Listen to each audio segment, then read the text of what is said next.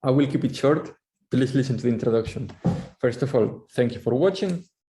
What you're going to watch is an interview with Henri Sorvali, which is part of a podcast. And the podcast is dedicated completely to Moonsorrow. The title is Moonsorrow Talks, the Epic Heathen Podcast. And usually we don't upload the video. However, this time we made an exception because we understand that the interview has a value in this video format to see the gestures and whatnot. There is the audio-only version, which has been edited. No information has been removed, no parts have been removed. It's the full conversation, but it has been cleaned up from lots of different noises, people talking over each other, hesitations, things like that. It also has lots of music fragments. When we mention whatever music, be it Moonsorrow or any other band that we mention, I always include little pieces so that you can know which part we are talking about or where the similarity is, etc. Well, whatever fits the conversation. So if you wish to watch the video, go ahead. That is why it's here. But if you want to listen to the 3 hours of interview, I really recommend you using the audio-only version. That's all. Enjoy the interview. Hello, everybody, and welcome to the Epic Heathen Podcast. Today we have a pretty special episode, and my team is here with me. Hello, Francesco, how are you? Fine, thank you. Very excited. Sasan is here as well from the USA. How are you? Doing great. Mikkel once again from Denmark. Spectacular. And we have in the same room, we have Thomas from France and Alexis from France, who is joining us again today. How are you guys? Hi. Good evening, Metal World.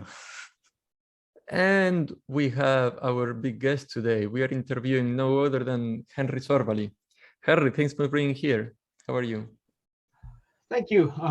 Absolutely fabulous and all that jazz. Nice to be here. Excellent. We're going to talk about Moonsorrow, obviously, from a compositional perspective and how the evolution of the band has gone. So, Sasan, I let you start. Yeah, so there's a lot of stuff that we've been curious to ask, not just from like the composition, but also the recording stuff. But I think the first question that I have is, you have worked in so many different bands. You work with music for a living. You compose for video games and different things. And I'm sure you'll occasionally just think of a melody in your head that'll just come to you. And I guess what I want to know is, what is it about a song idea that to you makes you think that this is a Moonsorrow song idea? Like, how do you think of it in terms of, oh, this idea should be a Moonsorrow thing as opposed to something else? I think it's mostly there's this kind of a sadness in the stuff that I write for Moonsorrow. It's a bit hard to explain, but it's usually the melodies and the ideas I get for the band, they're like either like rather melancholic and sad, and they used to consist of melodies that aren't really fast. If you paid any attention to our melodies in general, I think that most of them are like rather like mid-paced. So there's not like much of like 16th notes in there, which is like one first thing is that we're doing rather these like forward-going longer melodies with longer lines. And it has to be like either that sort of sad and melancholic and sort of a longing idea. And then there is this other flip side of the coin, which is basically the fierce and the like the aggressive, like violent sort of stuff. That's basically the two extreme opposites of the Moonsorrow music, and those kind of either click right away or they don't. And when they click, then I go to the computer and write them down or paper. Is that something that developed over time? Like, was that always sort of the main idea behind it as far back as demos or Suden Uni, or is that something that gradually over time kind of grew into what the band is? I think it kind of gradually went there. Since the beginning, I think we've been doing these like flowing melodies kind of a thing.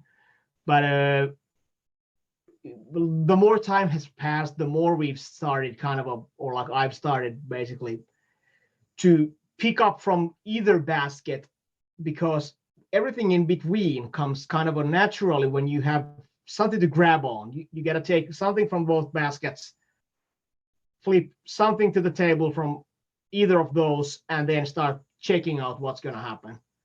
And usually it kind of writes itself, or it doesn't. It doesn't help shit if I just try to figure out, let's say I'm composing for my living, and in that case kind of there's no time for inspiration. Basically, inspiration is for amateurs in a way. And with Moonsorrow, which also makes it pretty slow process, but it's also that with Moonsorrow there has to be an inspiration, otherwise it's gonna just it's just not gonna work. It sounds like generic. I could do generic Moonsorrow albums way too much if I wanted to, but that's not something I want. I want every album to be having a hook and something to be like the album has to have some sort of angle where you look it from, and that's why it needs to be like composed more like in an inspirational way instead of just sitting down and trying different things. Yes, I'm fully aware that I went pretty far away from the actual question, but I'm really sorry. That's exactly what we're hoping for. We're not, it's not really the questions. We just want to kind of hear you just get to talk about Moonsorrow. Well, on that, Alexi, go ahead. Yeah, I had a question. Do you have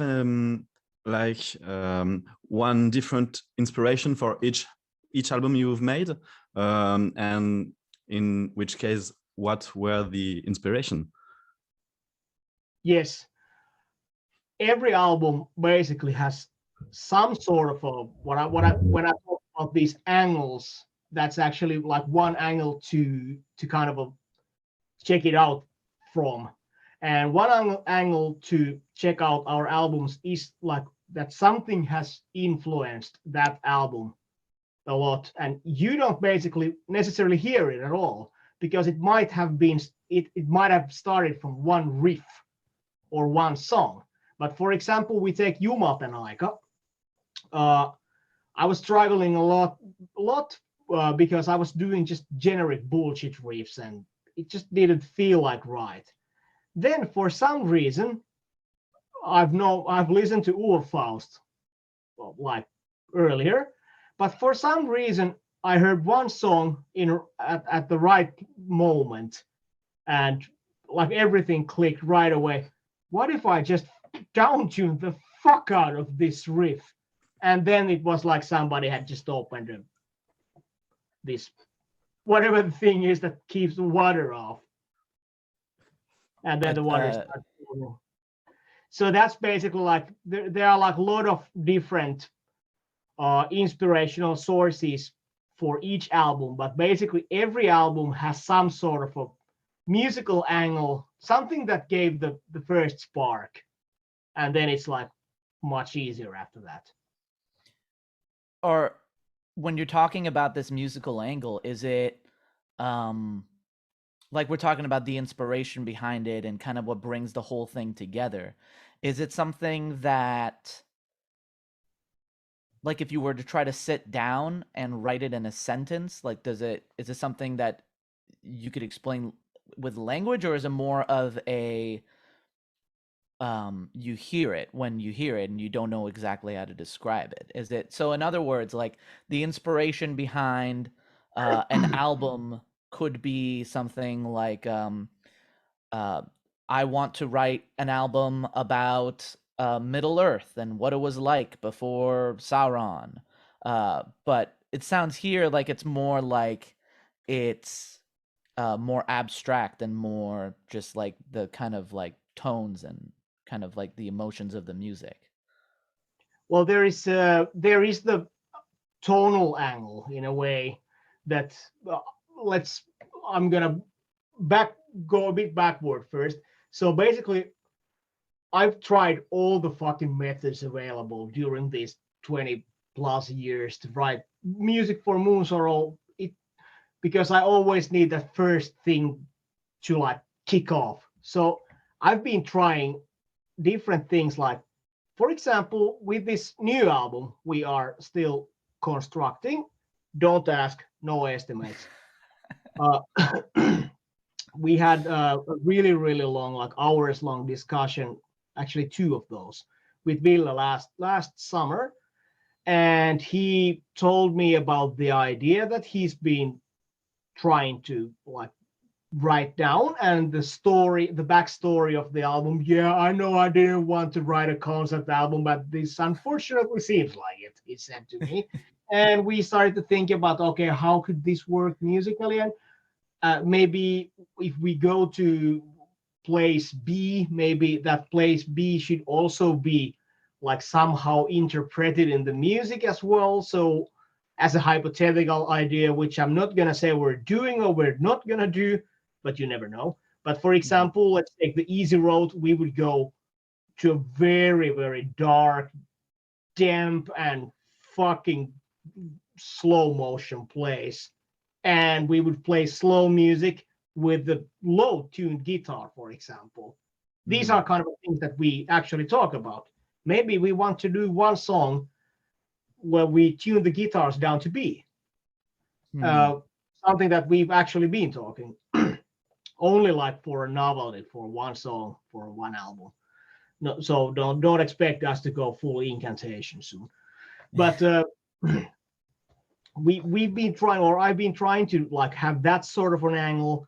I've tried to have whatever angles. I go to the woods and I go to the nature, rapids, whatever, only to figure out that after all, I need the musical spark to start the actual fire, and then everything else that I've been thinking all about, like let's say that I go to the nature and the forest and I spend hours in forest trying to find an inspiration, like whatever good pagan composer would do. But it just doesn't work if you don't have any musical ideas, because after all, the musical ideas are the one which keep people listening to your music. If they want to listen to forest, they can go to forest. But obviously they want metal music.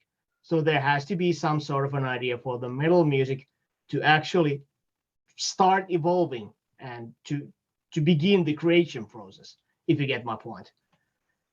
I think you mentioned in a blog post some time ago a little bit about your writing process, and I think you were talking about like riffs and how like a song idea isn't necessarily just about one riff. It's about like the overall structure of the song and how things go together. Maybe that is something you said, maybe you didn't, but I guess you're talking about like musical ideas, and I'm curious, like what do those musical ideas like normally entail? Is it a melody? Is it a more of like a instrumentation thing, like what if we were tuned down for this album?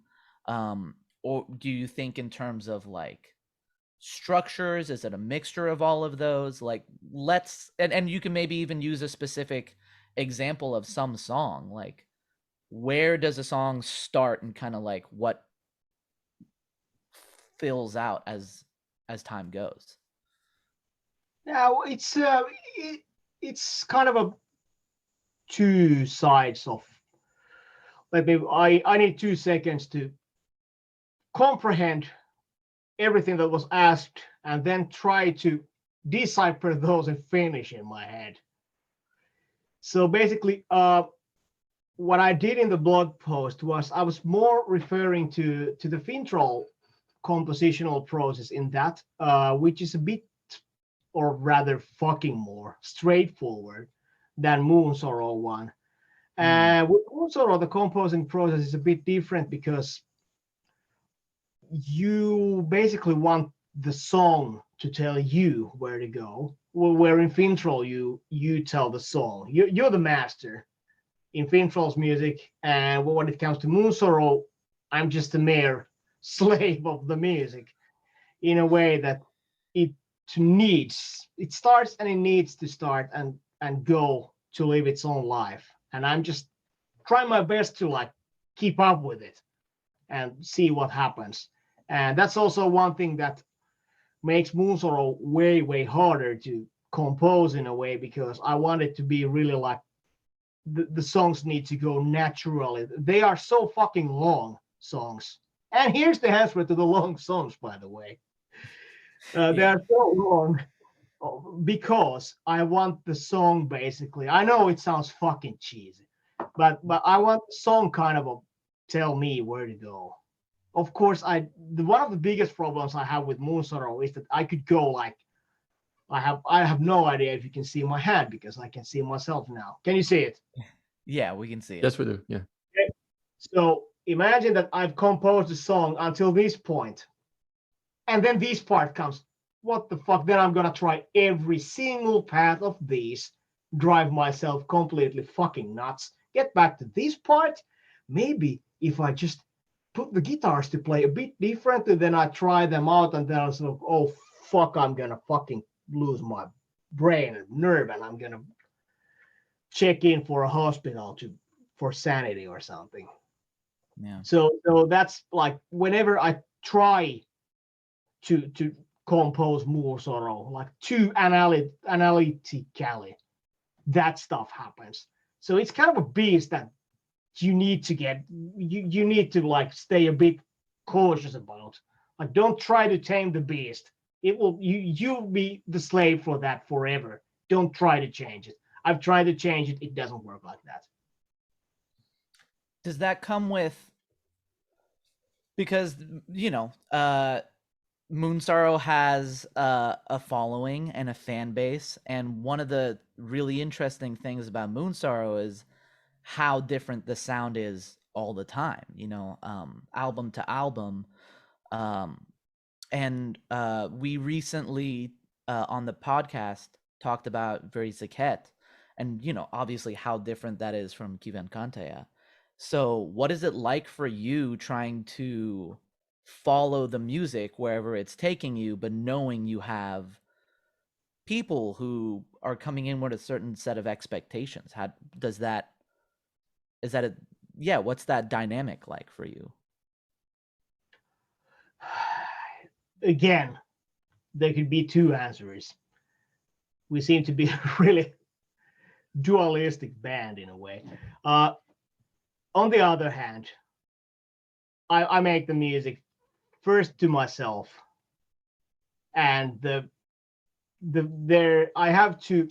I'm not saying I need to please my personal God, but in a way, I need to be worthy for myself and the things that I believe in, musically and aesthetically. Then it has to please my bandmates, and after that, it's everything else. But as long as these 2 out of 3 would get fulfilled, I honestly don't give a shit, because I am aware that we have a lot of fans. I'm aware that people are having expectations. They might have they might get disappointed.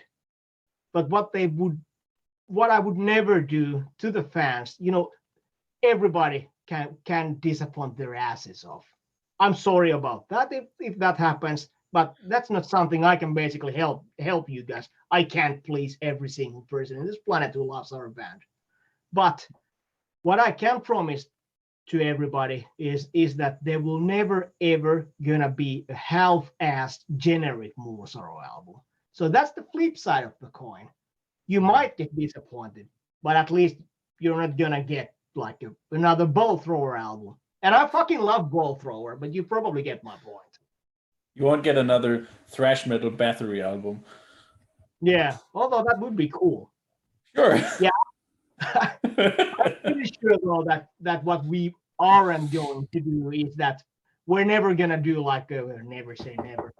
We're never gonna do like a rock album, or whatever thrash metal album or a synthless album. So these are like, there are certain, if you take our albums and you try to put them on like a pigsty, like to one place, there are definitely things that combine, that you can say that Kivenkantaja and Jumalten Aika have pretty many things in common, even though they sound completely fucking different to each other.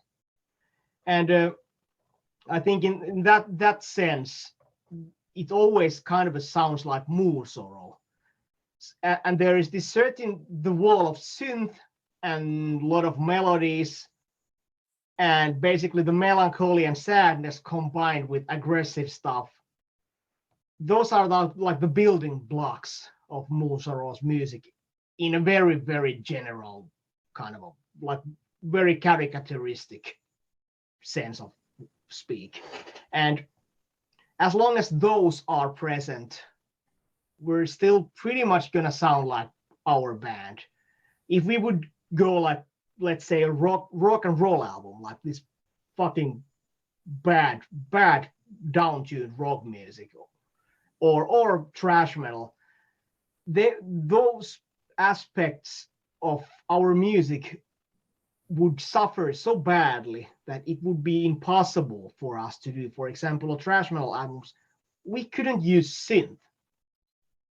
And I don't know, maybe I've just heard wrong thrash metal albums during the last 35 years, but there aren't a lot of like melancholic melodies or something like that in thrash metal albums. So you probably get my point. There are some things that we are not able even to go or to change into, even though we want it, because that would be like a step too far.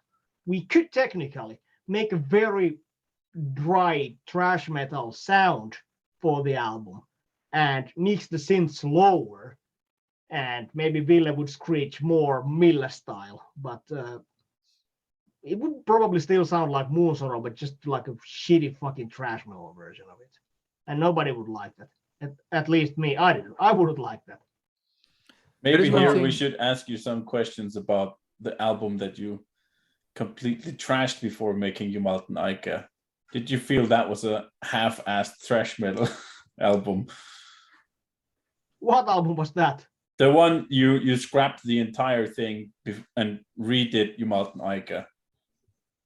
Yeah, well, it wasn't a whole album in a way, but let's say half an album.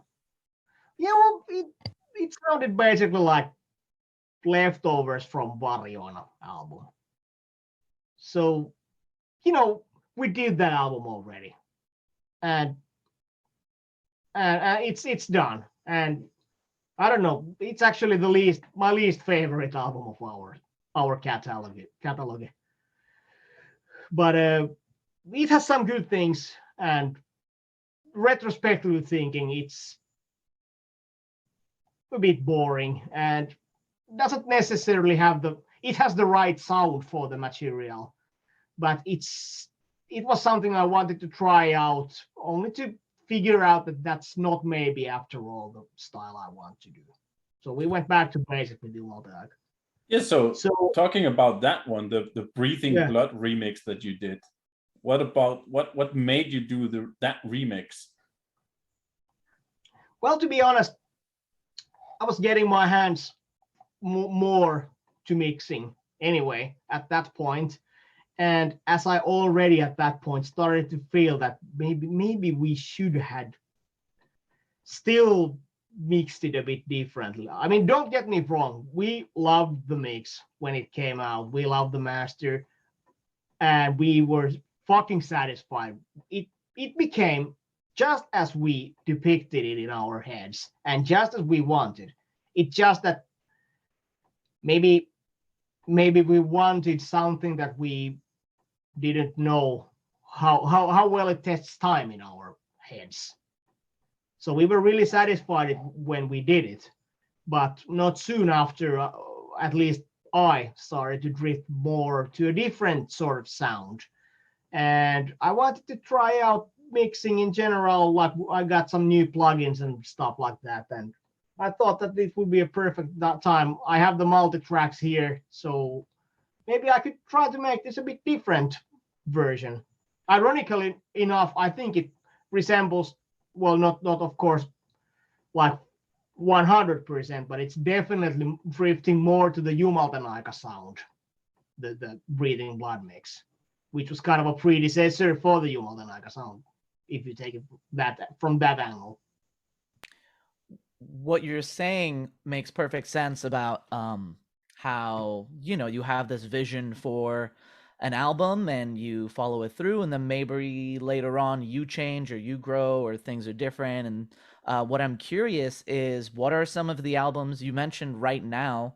Varjoina isn't necessarily one of the ones that feels the most relevant for you, but I'm just curious right now, looking back, what are some of the Moonsorrow albums that you enjoy the most right now? Well, it's a bit trick question in a way that I don't enjoy my albums in general. When they're done, they're done.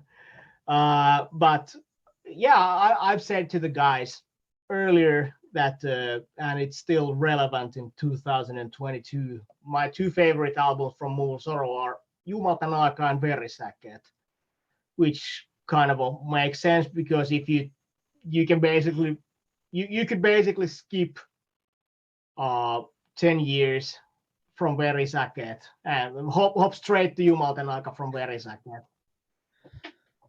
But yeah, I think that represents for me the sound I like for the band to have. And you have to rephrase your question, because I already forgot what you asked. No, you answered it.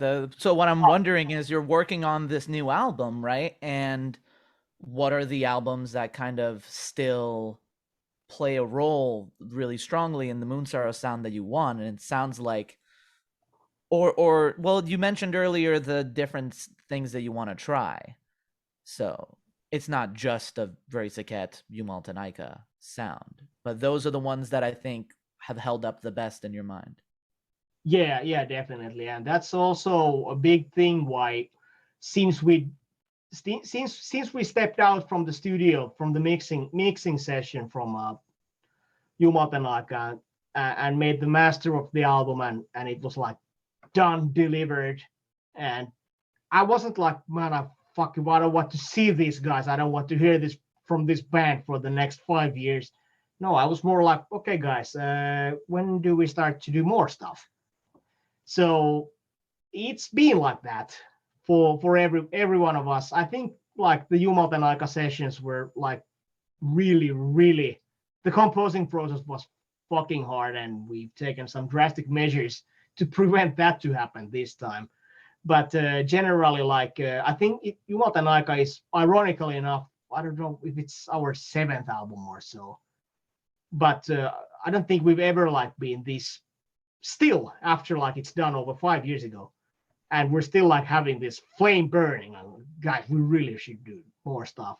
But the problem is, of course, that when you don't have this angle, like this spark where to start from, and we could do a fucking Jumalten-aika part 2 next week. We can book studio and do it, but nobody, it wouldn't be good. So that's like also that angle in that album, it's the one that seems to have pleased also many other band members a lot for various reasons.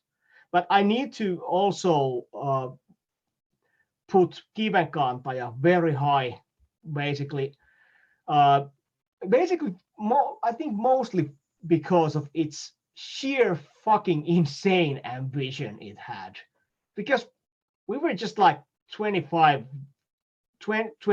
24, 5-year-old guys, and we basically didn't do shit, or like we didn't know shit, and we tried to like do so ambitious things that we were like, to this day I'm still not sure how it actually ended up so well.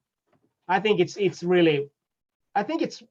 our most popular album, if I've understood correctly, and I can easily understand why. Besides, it has a fucking good sound, and like it's rather easy to, if you want to check out Moonsorrow, maybe the first two albums are a bit old sounding in a way, or like bad, like not very complex and rather simplistic. And then the next albums may be a bit too much for somebody who's not definitely into kind of a things. But I think Kiven Kantaja is one of those albums in our career that is like, it's this one size fits all. It seems that everybody likes it usually. Some people think it's woozy, but I'd like to ask something related to Kiven Kantaja and the early albums, which have a lot of folk elements in them. Of course, folk music is a constant element into your sound, but in the early albums we can find a lot of folk melodies, and also you had guests like Hittavainen in the Very Saket album. I mean, I'd like to know more about your relation with folk music. And we also know you are a multi-instrumentalist, so you play accordion, and I'd like to know how did you come into contact with this kind of music, and if you are used to listen to some genre, or you know well folk tradition. Yeah, I've been like baptized, well, bathed in folk music since I was born, basically. My father used to play a lot of like bands at the time I was born, and that was in the 70s. And of course, you know that the progressive rock music was really, really hot stuff in the 70s. And I don't know about other countries. I think in England, at least, Marco could probably answer me this right away. But there was this some sort of like national romantic revival in those prog bands a lot in the 70s, which also meant a shit ton of Finnish progressive bands used folk elements in their music. And due to my dad like having so much connections to the progressive music scene in general, and Finland anyway being the agraric shithole it was at the time, folk music was pretty much like it was always there for me. So the more I just grew up, I realized the more spiritual aspect of it, and kind of took a deep dive to that stuff when I was a teenager. If that answers your question. Yeah, so I guess you were used to Jethro Tull and Griffon, these kind of bands. Yeah, but to be honest, those Jethro Tulls and Griffons and those I've only like I've found them like in the 2000s, so it was, they're like a late finds in that sense for me. I remember like hearing Aqualung in high school, which was like 94, 95. And when the first riff kicks in, this what the fuck? This is like Black Sabbath but bad. So I lost all my interest on Jethro Tull for like the next 5 years or so, right away. Thank you, Aqualung. You could have been Heavy Horses, but no, you have to be Aqualung. It's really interesting that you're talking about this mixture of folk music and progressive music, which is so opposite of each other in theory, right? Like you think of progressive as being so like pushing certain like compositional, pushing the envelope and time signatures and synths, and you think of folk music as being like GCD chords, and that the sort of opposite of those working together is very much alive in Moonsorrow. It's, you know, it's much more progressive than a lot of, I know that you guys don't like to put a genre on it, but most black metal bands aren't doing, you know, a lot of 5/4 time signatures and, like very Saket, like you do, Haska starts in a weird time signature and,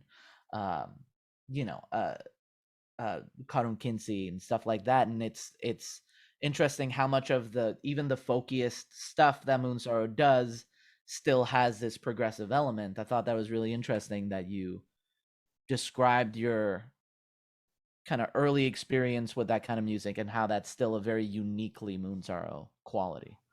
Actually, I need to correct on that one. I started to think about the Haska. Haska actually doesn't start with like weird time signatures at all. But what Haska has is that there are like these extra bars. And those are actually not that much taken from progressive music, but those are actually super folk stuff. And as a fun anecdote, check out, for example, old Satyricon albums. There are so fucking many riffs that have this like folky stuff, and then they have this like extra 2 bars or like extra 2 beats. But you don't even notice it because it flows so naturally. And there is this Norwegian band Hades, later called as Hades Almighty, one of huge influences in Moonsorrow's music. In their album Dawn of the Dying Sun from 1997, there is a song called Pagan Prayer, which has this awesomely cool violin, like a nyckelharpa kind of a thing at the end. I think it's actually a real violin. Anyway, that has like this very traditional thing that you have a folk melody, and then you kind of have this like extra punctuation to like to repeat the pattern, last 2-beat pattern, but a bit differently, and then you go back to the loop, so to say, again. And those things we utilize a lot. And for what it comes to the 5/4 thing, I think that's not so uncommon in folk music in general, but maybe it's because I have these 70s progressive folk metal glasses, which I'm looking through to this thing. So it might be that it's actually not common in folk music, but because of 70s prog, I think it is. But I think it actually is. They are like, I have some folk music recordings at home which utilize the 5/4, for example, thing. That being said, though, they are not recorded in whatever 1865 or something like that. So the fuck I know. Well, and I mean, a lot of the folk music scene of later isn't necessarily what it traditionally was like. And, folk music, you think of like, it's different everywhere in the world, which is the whole point of it, right? It's the music of those folks. But but the folk music keeps evolving. That's kind of at least for me. Sorry, I interrupt you. But no, I'm going all Kanye West here. Sorry to interrupt you, but I need really. But I think that one of the most important things in folk music has been the kind of it's never stuck there. Like folk, if you take folk musicians in 2020s, they're like they've been already like experimenting like 20 years, 40 years with different stuff. Take for example Garmarna, who implemented industrial stuff and whatever drum and bass loops to their folk music in the 90s already. So folk musicians and folk as a genre has always been extremely like open to new influences and trying different things. And I think that's something that's been always going hand in hand with folk music, because I think it comes from the idea that you have this bunch of pub musicians somewhere in the countryside, and they're so fucking bored to play the same songs over and over. So they start to experiment, and it kind of gets to everybody's mind as a mindset that, hey, we can do all sorts of weird things, and then stuff happens. Or I could be horribly wrong, but who knows? It's really cool to hear you talk about like the specifics of like a Moonsorrow song, like Haska, or like adding the bars, or where that comes from. I think something that we all do as fans when we're like listening back to these albums is trying to figure out, or try to think of like how the sausage gets made, so to speak, right? So I wonder like if there is a song, and if not, we can pick a song and just talk about it, but it'd be really interesting to hear, just with the specific example of a song, what the process of starting a song to finishing. Like, do you demo it? Like, what do you use to do that? What software do you end up using? What do the different stages of this song look like? Is Weird, bad, completely. They could be like 25 versions of one song, basically. So like let's take like Pimea as an example. If you remember the process of where you started and where you ended with that song. Yeah, well, that you picked up a great example. I have a lot to tell about that one. Go ahead. Yeah, how did that start? Well, that started with the first riff, and then the second riff. And that was like the first 2 minutes of the song was like, yeah, fuck, this is how it should go. I heard it in my head, and it was like, I just, like wrote it down, and this is how it goes. And then at some point, I remember I asked Ville, do you have any lyrics? I have this idea that we could have this sort of a chorus in this song. But I've never tried the idea before. Maybe it could fit here. Maybe if you have some lyrics, I could like check it out what I could do for those. And like give me a chorus, man, chorus lyrics. And he wrote the thing that we're singing there a couple of times in the song. And the more I started to go like I think actually, yeah. Now I remember. It's about that 7-minute mark when the acoustic guitar starts. And I had this idea. It resembled me a bit of Thurfing. I don't know why. Maybe it had some sort of Thurfing vibe on it, those acoustic guitars. And the more I got to that part, the natural composing process started to slow down, and the more closer to I got to that part, it was a bit harder to like figure out how should I do it, what should I do, but I managed to get there quite okay. And I just couldn't go get through that like change when you just like the music in the album, the music stops and the acoustic guitars start. That's not how I make music. That's not at all how I'm supposed to do it, I told to myself. And I just couldn't figure out any sort of way. And I tried so hard, like I went past that part and I started to compose what comes after the acoustics, and I'll get back to that later, only to realize that I have no fucking clue how to get out from that part again. And I remember like I was fighting with that for like hours in a row, and at some point I felt like I'm fucking losing it. I'm seriously losing it. And I remember I was staring at the computer screen, and I was like almost in tears. Like this is just fuck. I'm actually gonna lose it right now. And I was supposed to go to the band rehearsals, and I still have no fucking any sort of like memory.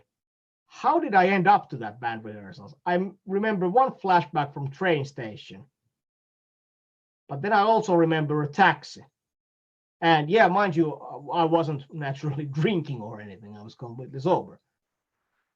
And I went to the band rehearsals, and the guys asked me, "Look, are you okay? You seem a bit weird and silent compared to me usually always talking a lot." Well, I've had some problems, and I felt like I can't even fucking speak anymore. I don't know. I have become some sort of a mad, and it was just too much. I have been trying to fight with the song for like several days, and then it was just like a couple of badly slept nights, and everything just fucking fell apart. In the end, I decided to go with that. The change when the acoustic starts, I can bear with that. It's tolerable. I'm used to it. But the weird part with only the keyboards suddenly like stopping with this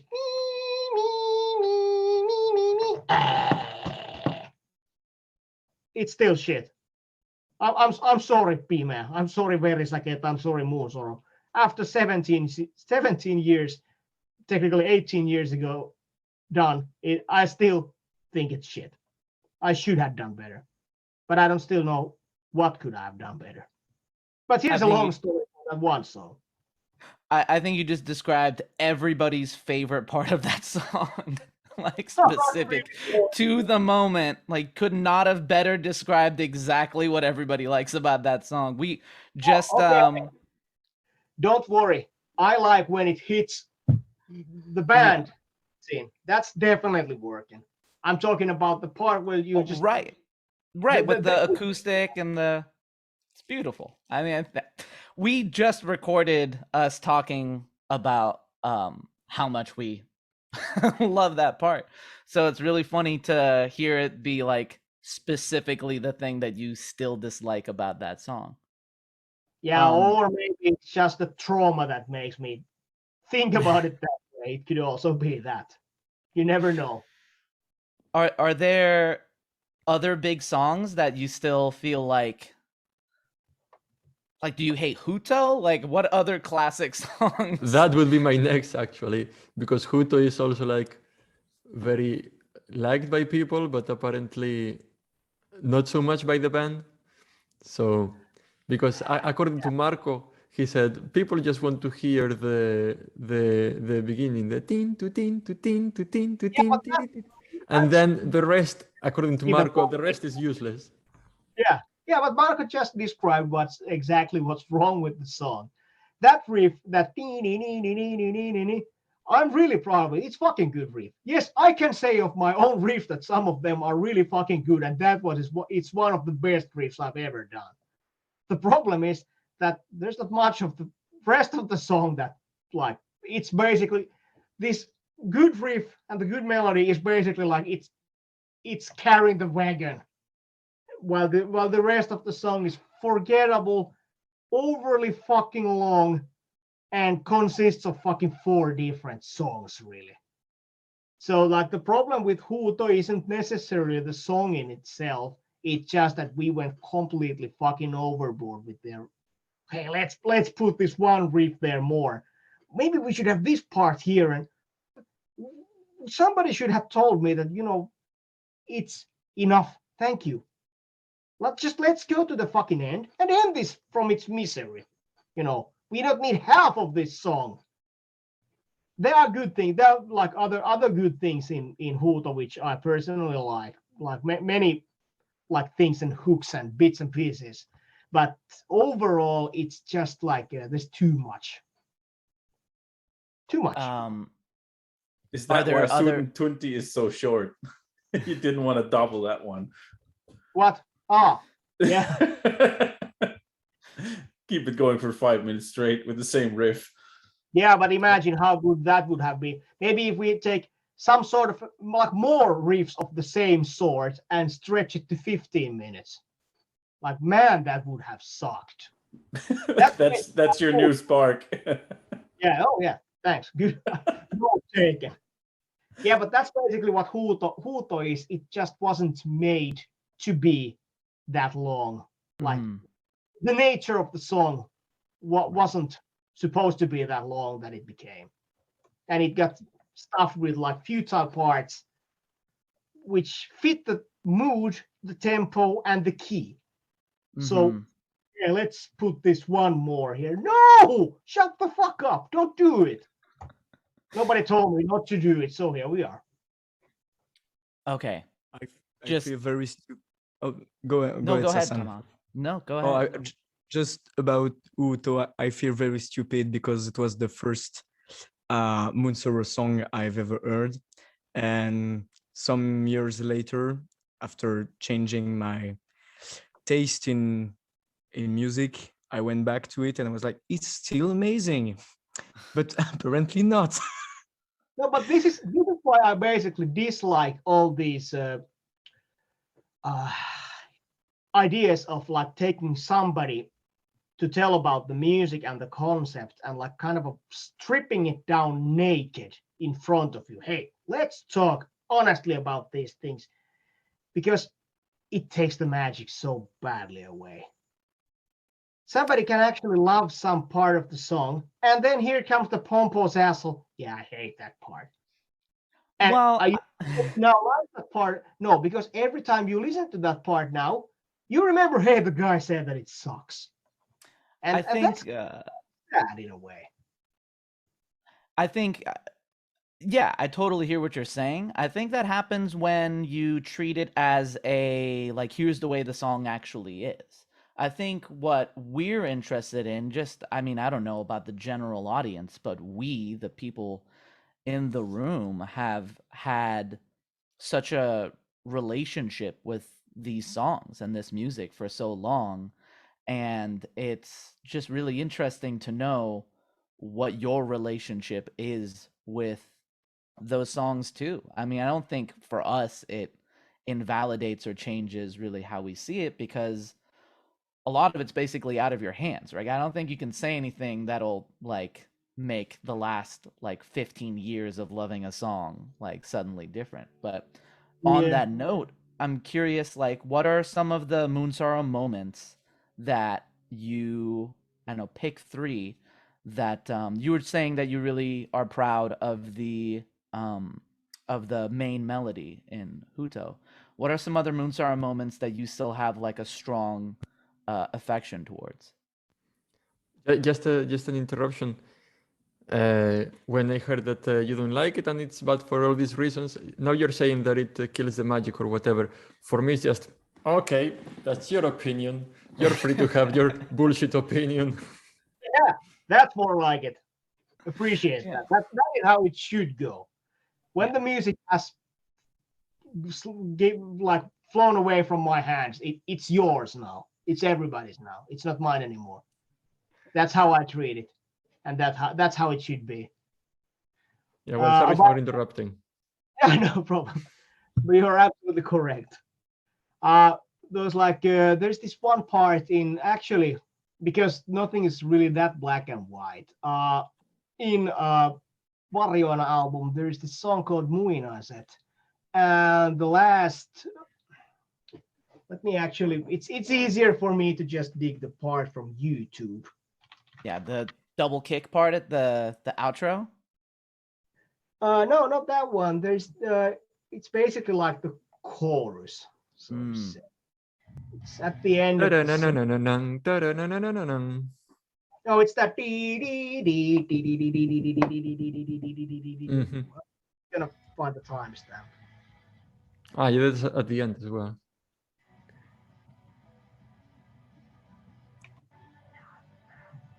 It's really fun how each of us speak of Moonsorrow music the same way. Every Moonsorrow song is. It's like me and Markus, the keyboardist. We always laugh about like, you know, the best song in the world is just every single black metal song. It's not that. black metal song. It's the other one. And we like the triplet version better. Yeah. Yeah, really nice. About 8:30.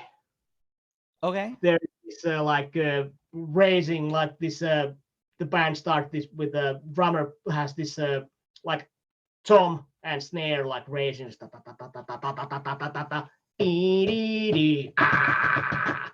And then we go. That's one of my like top moments of Moonsorrow's music. It's every time it gives me like these like raises hair.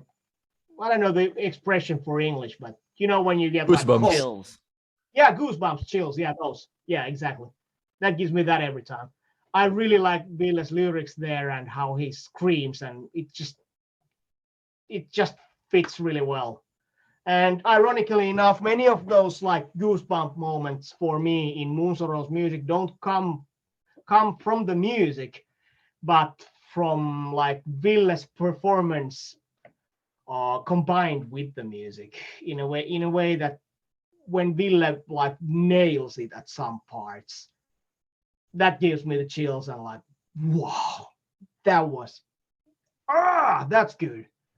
There is a running theme in our podcast that Ville gets better album after album to this day.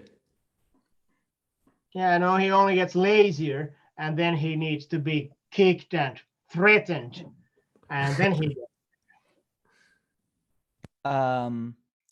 Is there another moment that stands out? So that moment in Moon I said, which now that I remember which part you're talking about, is I totally agree. It's incredible. It works, in my opinion, really well. Yeah. But there are like many things, but from like from the top of my head, that's like one of the first things that I can remember like right now. But I guess there are like I don't listen to our albums really actively, pretty much not at all, which most likely doesn't surprise anyone in a way. But no, not that I don't like the music I've made, because you know when you have a band, you always want to make the music you like. So you better fucking like your own music, you know. Yeah. But in a way, I just don't want to like dwell in the past. I've always been like going forward, or most likely too often, too fast. But nevertheless, I really like don't want to like look back, like what was better and what was done back then, and man, this was so good. Can we ever be this good? No, fuck no, dude. We're gonna be better. Fuck off. Don't listen to those albums. Yeah. But there are like many things I really like and give me those chills, but most of them are really closely tied to lyrical and like vocal performances, not music, because even though I might be really proud of something like, man, this riff works really well, man, did I make a good melody or what? You know, I'm allowed to dig some of my own stuff. You know, I'm just a fucking human. But it's not that I'm not waving there around. Hey, look at my riffs, man, they're good. But I can say it to myself in silence in a black chamber, because I'm Finnish and nobody needs to know that I'm proud of anything I've done. But usually those are like very closely tied to the vocal performance, because that really like makes it for me. I want to hear the same the same feeling, the same passion, the same yearning, and this feeling that I want to pour to my music when I can hear it from a human mouth. That just, you know, it fucking tops it. Yeah. You're saying how you have to make music that you like, and so that you better like what you do. And yet you just told us a moment ago that you're not so happy with Varioina. I actually wonder why. Well, it's not my favorite album, but the only album I would say I don't like that much is Suden Uni. All the others I really like to a bigger or lower extent, but it's interesting to see that you don't, especially when you made it when you were already experienced. It's not like the first album or whatever. What is it that you don't like that much about it? I think Mariana, and as said, we loved it when we did it. It's just that sometime afterwards, we thought that maybe this was something that we just don't feel to be that much us that we thought it would be. And I think one of the problem in Varjona is that those songs in general, it has actually like two aspects basically. The first one is like more obvious in a way, that the guitars are mixed way too loud. They're like basically eating everything out. And there's this constant everywhere. And that kind of strips down the magic and the nuances we're having usually. So that was like basically, it was arranging mistake and then production mistake. Arranging in a way that I deliberately arranged every single instrument to play the way they do in order to achieve as massive sound going throughout the album all the time as possible. And then we wanted even to emphasize that on the mix. So just something that I feel that didn't work. It was done exactly how we wanted it to work. And I would never say that it's badly mixed album at all. Ahti did a fucking wonderful job with that. And there was like nothing wrong with that at the time. It's just that we later thought that maybe it's a bit too heavy in our standards and not something we would necessarily want to experiment again. And the other part, which might be not so obvious to like most of the people, but as a composer, I think that many of those songs could have been having like a bit better arrangements in a way. For example, that Huuto, we could have stripped a couple of minutes away from, here and there. And it's not a bad album at all. It's most likely, it's okay in Moonsorrow standards, but it's not like, it's a bit, for me, it's a bit like Suden Uni. It's like album that we did, but doesn't necessarily represent us in a way that I would like us to be represented this day. I have one more question about Varjona. I was thinking about that recently when I listened back to it. As a sound designer, you used a lot of footsteps in the snow on some parts. And I was wondering, was it something you wanted to do as an experiment, or you listened to Phil's recording already at the time and you wanted to use it to convey the story in the lyrics? Or what's what did your mind behind those snow steps we can hear throughout the entire album? Is it to lead the progression or some just for fun? I don't know. Oh no, it's like carrying the story onwards. Okay.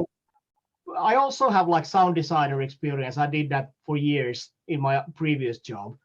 But I've always loved the theatrical and the otherworldly, like cinematic approach in like, for example, in Bathory's albums. And yeah. I'm a huge fucking fan of sound effects in like dramatic and like music that tells a story. If that's combined with sound effects, that's like a fucking orgasm to me, basically, because I love immersion. I fucking adore immersion, and I love escapism. And when you combine like story, music that kind of carries the story, and then the sound effects, like, whoa, I'm there. And that's why I always want to use sound effects in Moonsorrow's albums. And the purpose of those like middle songs were to carry the songs like from like kind of there would be like transitional moments in a movie, so to say.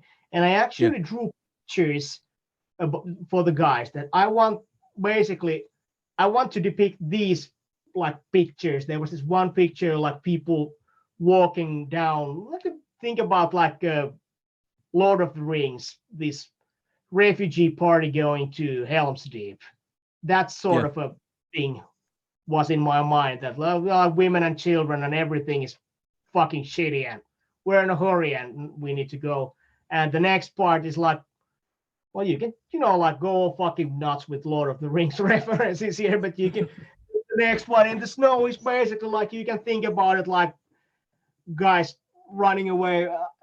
Actually, it slips me now which movie that was, but running away from something in somewhere, but in snow basically, and you're like you're going there and you think that everything is okay, and then you see that behind the line, no, that's not from Lord of the Rings, it's from somewhere else. But anyway, so let me start again.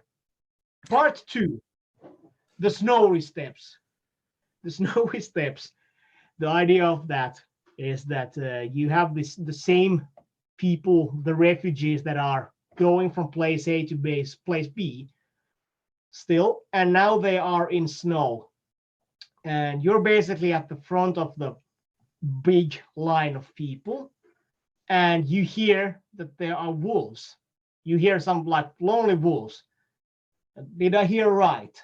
And then you realize that you heard right. You heard another wolf. And if you listen carefully, a couple of more wolves appear in the back. And then you start to hear screaming and like general panic. It's really low mixed. And what happens then is that you, the character, will start to speed up. You're not running, but you're like, hey, there's nothing wrong here. Let's just walk a bit faster. Shit, man. It's that sort of like to like get this feeling of like spreading panic, which is not complete panic yet, but something is wrong and it's getting fucking more wrong all the time. That was the idea of the second one. Okay, that works extremely well, and I agree with you about, for example, Bathory with all those battles and fight sound effects with the swords, sometimes taken from movies. From Braveheart, every single sample of always Braveheart. I know that with my friends making games, we like to compose with the idea that we can mix sound effects and music because it's a game and it's meant to be interactive, and so we have some way to make cool stuff there. But for the snow part, it's really nice because it adds a very heavy weight feeling to the overall mood. You don't run very fast in snow, and you should make the next album in surround to really hear the walls behind your back. No, I'm not gonna fuck anymore. Yeah, so I was just saying that the music would sound so shitty, like cool 5-point whatever thing, and then you have the stereo mix of music. 5.1 music sounds like shit if it's not live music. We oh, go ahead. Yeah, just from a technical point of view, how did you record? What did you record for those parts, the footsteps? Did you record everything? Did you take some sound from some banks? I think it was kind of a 50-50. I had a ton of my own stuff, but then like some random, I don't have any wolves recorded by myself. So for example, those were like taken from somewhere else. One of the exciting things about talking to you about Moonsorrow is that I think in a lot of people's minds, Moonsorrow is like Henri's band. Like Henri's the main composer, Henri plays whatever. But in hearing you talk about it, even in the stuff that you write yourself, you take you kind of let the music write itself, and you're not taking a very heavy-handed approach. And in listening to the stuff, the parts that you're most touched by is the parts that are outside of yourself. And one of the things that I don't think gets talked about with Moonsorrow is that you've been, since what, 95 you've been a band, and with Voimasta, the full band that as it is now has come together, and that's been almost, I think it's been 20 years now. And so what is your perspective on what's made Moonsorrow as a band and as a collective of people have such a healthy and long life? Well, that's really easy, actually. We are first and foremost, we are friends, a bunch of good friends, and we just happen to play in a band. And that's a fucking blessing in this sort of a band activity stuff. It also means, though, that if you have quarrels with people, you actually need to be an adult and figure them out instead of getting somebody fired from the band, because you can't do it because you're a fucking bunch of friends first and foremost, and not just bandmates. So, but yeah, this is something I've been told my wife like for years, and I've been told the guys that one of the best things in my life, counting off everything else, I have the opportunity to play in a band with my 5 best friends. So that's like I don't know, could I ask for more?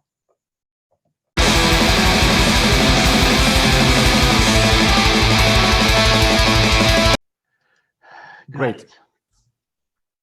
Well, we are continuing in the same place with the same people, so not much more introduction is needed. And today we're going to start with a topic that Thomas knows a lot about, and that is the topic of video games. So we thought it would be a waste not to use the French guy we have here to talk about that other side of Henri's work.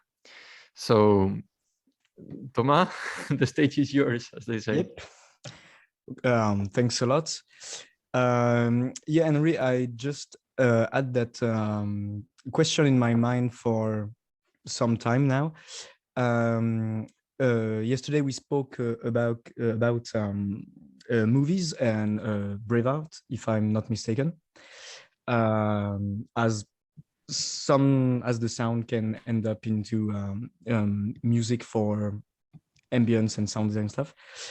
You as a musician, you worked in Rovio, if I'm not mistaken. Yep. Do you use any influence from video games? I don't know, for example, if you play them, but the old Zeldas or Castlevanias in Moonsorrow for that sadness we were talking about, and probably epic like mood. Is it something you used on some Moonsorrow music in the past or still today? I'd say that the video game influence is, I think it's more present in Fintroll's music, more than in Moonsorrow's. I think one of the things that I tend to pick up from video game music in general for everything I do is the sort of flowing of those certain things, like the mood. For example, if you take the Zelda games, I gotta say I'm not a huge fan of Zelda game music. I'm really sorry, everybody, but I've recently tried to get a grip on those. There are some good things, but I'm generally not really a great fan of Japanese JRPG music. But basically the thing goes that for when it comes to these like games that have like sort of an epic quality on it, and by epic I don't necessarily mean that, oh fuck yeah, dragons and this chaotic action going on everywhere in the game audio and music. I'm talking more about epic as in like vastness, and with the very like mood you can even almost like smell from your screen, Yeah. and stuff like that. Those sort of things tend to leave an impression on me, and there might be I might compose something for Moonsorrow that reminds me of, let's say, something in an RPG, let's say some Baldur's Gate stuff or something. I'm pretty sure that if I start to dig up, there is an MP3 or WAV file that has been named as whatever Baldur or something. And that's probably because I've been thinking it reminded me of something in that game that it gave the riff that name. And so basically, I'm not taking like direct influences from anything, but as a gamer, of course, it's affecting me into my own creative work. That's of course it has to go that way.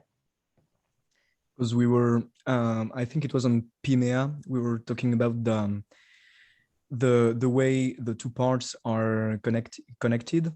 And for example, in my work with video games, I don't work a lot with music, but sometimes I have to adapt the music to make it interactive. So I'm using Wise or Fmod, Don't get to the Wise discussion here. I'm supposed to learn it. I've been supposed to learn it for a year, and we've come to the point where my boss is actually offering me a raise if I take the course and fucking pass it, because he's so frustrated because I don't want to do it. But that's really hard for me as well, to have the music sounding great for an interactive piece as a video games. And I think that was my question. Yeah. But on the note of the interactivity of video game music, one video game composer who I think, I'm on Twitter, I follow you on Twitter, I think I saw you retweet or something, Austin Wintry, he made the soundtrack for Journey. Yeah. And I don't know how much of the video game work, music work that you do involves this, but one of the interesting things about that game is it's a score, but it's in like sections that can loop indefinitely and then like transition into something as the player moves or does like a certain action, right? And I think you talked a lot about like flow in being like important in Moonsorrow's sound. And I wonder like how much is there an overlap between like how you would approach a Moonsorrow song and how a video game composer might approach that type of songwriting, that type of composing, for something that can kind of exist in a certain space over and over without getting too repetitive, but still be able to transition smoothly into something else? There's actually a good example of this. One of my colleagues at work, he's really wizard on Wise, and he worked earlier at Remedy games. No, like such games as Max Payne and whatever, all sorts of Alan Wakes, and the new one, Quantum something, which I can't remember. Anyway, Mikkel gave me a showcase. He had used Poets of the Falls music in one of the special stages on Max Payne. Was it Max Payne? Anyway, in some of those Remedy, like AAA games. And he showed me how the music was built, basically from one song. I think it was like 6 minutes or something in total, like the single version. But they could stretch it until fucking 30 minutes within this voice engine. And they had all sorts of like variations for drum fills, which you could basically launch in a way that you can like, of course, everything was like beat synced. So you could start with a different drum fill on top of some break, and then go to another place. Like from that drum fill, you could already take like 8 different places where you could go. and then you can layer a guitar solo from 1 to 7 on top of those. Or it was like it was like the fucking London metro system. It was so complex and weird and amazing what you can do technically with one song only.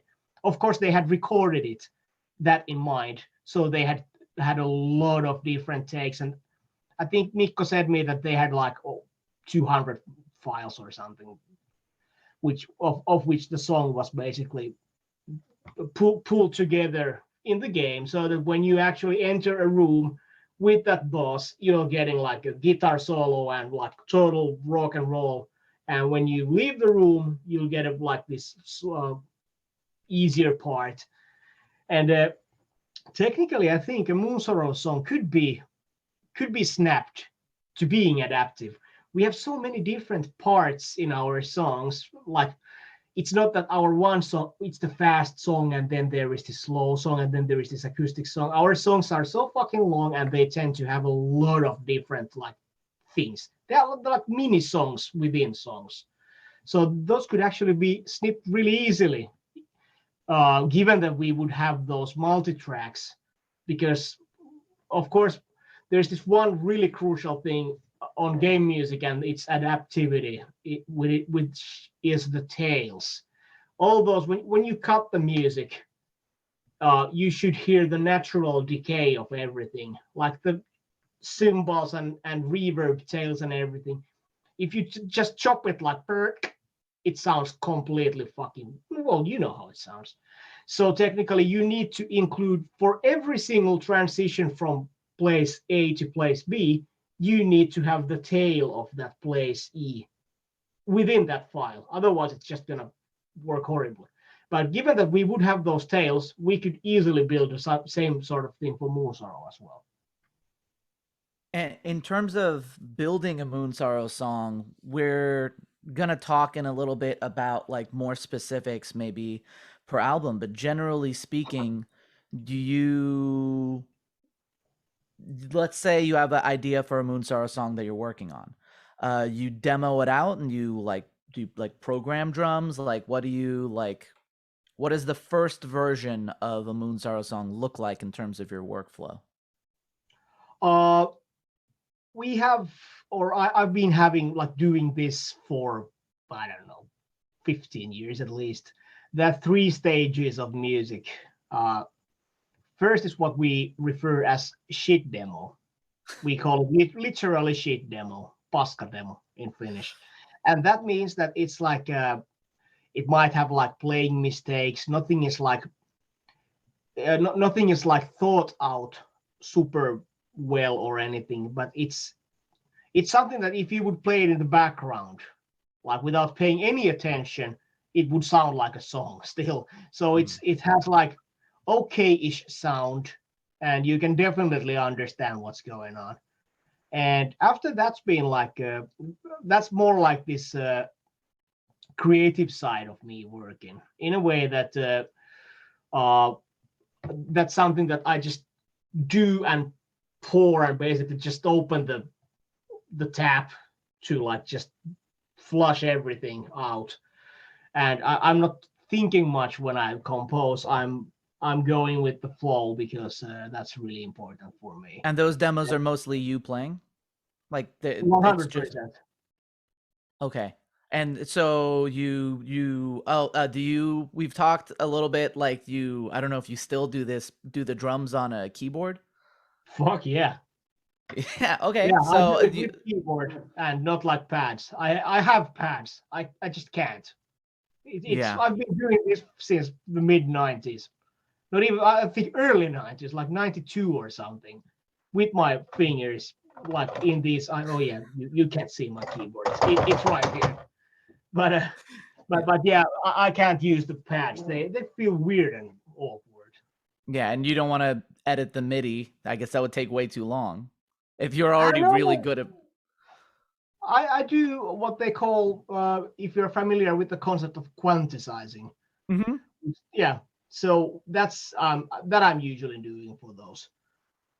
Okay. Sometimes I'm really fucking lazy and don't do it, but usually at the point when I want to when I'm like in a rush that I need to get this out of my system before I forget it, then fuck quantizing. And everybody can understand what I'm trying to do, but when I want to present that to the band members, like, hey, here are some ideas I've been working for, I'm gonna quantize the drums because I know that everybody's gonna. It's hard to follow because the drums are so weird. Yeah, of course they're fucking weird. So that's why I just want to make it a bit more cleaner for them. But that's the shit demo phase. And then so after that, yeah. I find it funny that you say that using patches is weird, but playing drums on a keyboard is not weird at all. It's the most normal thing in the world. It's the way of Mysticum. Yeah. Well, I'm a keyboardist, so that should probably explain a lot. Well, and that's something that I have wondered too. Did you start playing music through keyboard, piano? Yeah, I started piano lessons. Yeah. Before I was 4 years old, so I've been playing pretty much for 40 years now.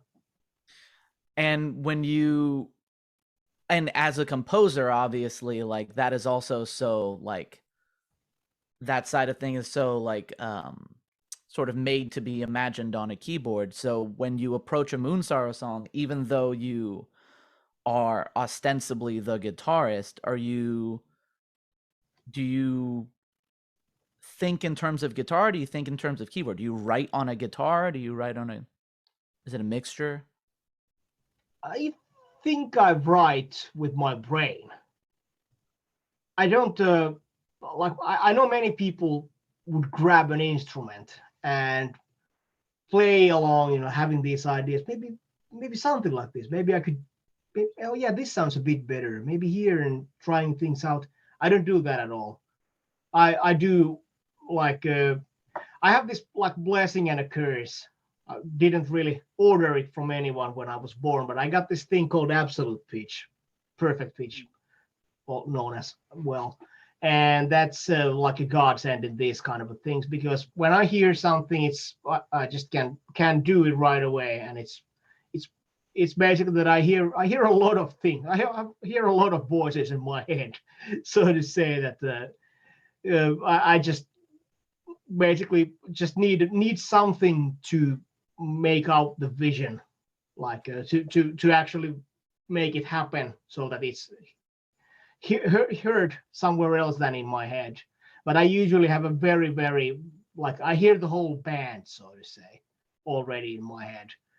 And I do also like it's actually a funny thing when I hear melodies or like think melodies, how people get ideas, that I'm talking about that. When I get ideas, I don't think about like technically like any instruments at all. I just hear the thing in my head, just like a writer would hear the sentence in his head. But whenever I hear a guitar riff, my brain goes instantly. I see a guitar and I can feel basically my fingers moving in that fretboard to do exactly how it should like being played. So that's really weird. Every other thing in my head when I compose, I don't think about the instruments. I just hear them. But whenever there's a guitar riff, I see the guitar and I do actually this like air guitar fingering thing. I don't know why. And so there's something I always wondered when you compose in your head. Do you think about every instrument that will be in the final song, or do you experiment a bit when you are recording and mixing the final song? Actually, it's a good question in a way that we are now going back to the demo phase, because after these shit demos, there is a proper demo, and that's basically what you are hearing in the album, just with a different sound.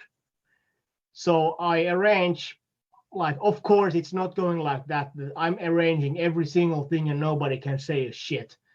But the thing is that I do arrange every single version of the songs for every single instrument. After that, everything is debatable, discussable, and whatever. But I do the first versions myself. And those are the final versions when I've actually thought out like every single fucking note there is. And basically, if nobody wants to change anything, they are just basically just doing the same thing again, what I did at home. I sent the guys like tracks, okay, because you like the shit demos, and we've agreed that let's polish those and let's do the final demos from those versions. And then I arrange everybody's instruments for real and send them the rehearsal tracks. Go nuts. Rehearse these before we go to the rehearsal place. And see you there. And then we can start discussing about like if somebody thinks that maybe we want to change like this one position from bass to another one, or like play this one octave lower or something. But yeah, that was my distraction behind me. Yeah, but I went back to the demo phase, and now you need to rephrase the question again so I remember why I went to those demos. I asked if you planned every instrument beforehand or just experimented during the recording phase. Yeah, so I do plan everything ahead, but that's also a really good thing in a way, because that leaves us that room for experimenting if we want to. And that's really important, that we've never done that, and we will never will. We are not going to the studio to experiment because we have no idea what to do. We go to the studio, we have everything, everybody knows exactly every single fucking note they are supposed to play and how they are supposed to play it. And because of that, and because of rehearsing, that leaves us the leeway to actually experiment and try different things out. Or not necessarily try, because we tried those already in the rehearsal room before the studio when we practice together. But let's say that somebody finds a really weird instrument in the studio. Hey, this could really nicely fit to place X in song Z. And now we have time to try it out, because we've been pre-producing ourselves to hell and back before. If that answers your question. Yeah. Thank you. That brings me to also the way with the Fintroll in the studio, because all your studio diaries are usually Fintrollish and not. I mean, for me, I'm not in any way a musician, so I cannot understand anything you're talking about. But to me, it sounds like that in Fintroll, it's not the same way with the rehearsing of the demos and going straight in, and we know exactly what to record. Well, both bands operate basically the exact same way. They are shit demos, then they are polished demos, then they are rehearsal tracks for everybody. Rehearse that, catch you at the practice room 1 month from this date. But with Fintroll, it's a bit different thing. There are some differences between the rehearsing in general and the band being really scattered around Europe, basically. So it's not the same that with Moonsorrow, which is, as a band, it's much more cohesive in a way. It's much more easier to put the Moonsorrow guys into one place and discuss and rehearse. With Fintroll, it's much more harder. Otherwise, the methods are the same until 1 month before the studio. And that's where the differences start to like accumulate to different directions. I wanted to ask a couple of questions concerning what you said before. Actually, two. So one of them is, you said that you write your demos, then you go to the rehearsal room, and then you test new things. And I wonder, when you have 1,000 layers in each song, in a way that when you're going to play live, you have to rearrange them for them to be possible to play by 5 people. Mm-hmm. And in those rehearsals, I wonder how you try those new things or new layers if you are just 5 people. Well, I think one of the biggest like issues there is it's the fucking ton of synths. And like if you would strip all the synths from Moonsorrow, that would be already like 75% of all the layers. Then there would be like acoustic guitars and the extra choir vocals. And the choir vocals, we can, but strip those away and it's a rock and roll band, like in its all simplicity. But yeah, the vocals, like, yeah, check, we can do those. We are many people. Acoustic guitars, yeah, no can do. We'll use just, clean guitar sounds instead, clean electric guitar, no distortion. But the most of the task and the job basically falls directly to Markus' shoulders, and he does a fucking super wonderful job with every single album. Like, he just gets better and better with everything, like year after year, and he has an amazing like moral to actually like, he has this ambition to make it sound like it sounds in the album, and it really shows when he does that. So a huge kudos to Markus on that one. He's one of the biggest reasons why we are able to sound even near what we are sounding live compared to studio albums. And actually, this is excellent that you said this, because it takes me to the next question that I had, which is, you make, okay, the sheet demo is 100% you. The second, as I understood, is pretty much the same, also done by you. Yeah. And okay, leaving aside the ones that, because if I understand right, Marco sometimes writes half of a song or most of a song, but leaving those aside, the ones that are credited to you, how much and in what way do the others contribute? Well, let's say that no song has ever passed a recording phase in this band without everybody approving it. Yeah, approving for sure. But yeah. as in adding something, how does that work? Well, it's really hard to say. I would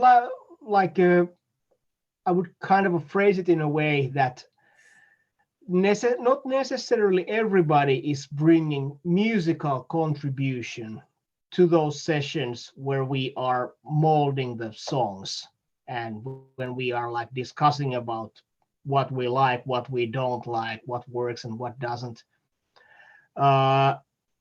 There may be situations where musical like ideas being thrown to the table do actually more harm to the overall atmosphere than when there is a situation that another person may just have the great spirit, bringing a really great spirit to those sessions with him and contributing in that sense even more to the actual final product. So it's a double-edged, like two-sided answer, really. People do contribute each on their own ways. Everybody in this band have contributed musically, and everybody in this band has also contributed like spiritually. But for me, I think it's a combination of both. And we have had, well, not necessarily with Moonsorrow that often, but I've had situations when I've been composing music with people and the overall atmosphere has been shit. And even though the musical approach somebody throws to the table might be interesting and might prove my ideas to be wrong in a way, that we will change it according to his plan because it just is better. It doesn't necessarily mean that the overall atmosphere is good and the spiritual feeling is there. And to be honest, I think it's like a 50-50. There has to be both, like equal amount of both to make things actually work. So I would like to raise up to bring up more about that spiritual kind of mutuality and the good vibes in that process. That's really important for me. And additionally, a teeny tiny question out of curiosity. Are the guitar solos your thing or Mitya's thing, or it depends? Mitya, definitely. Okay. No, I'm not a solo guitarist. I'm definitely a rhythm guitaristic. Mitya is the solo guy, and he's always been like this Slayer dude. And I know that even though he would never admit it, but I know that he would love to play solos even more because he's more like a traditional guitarist.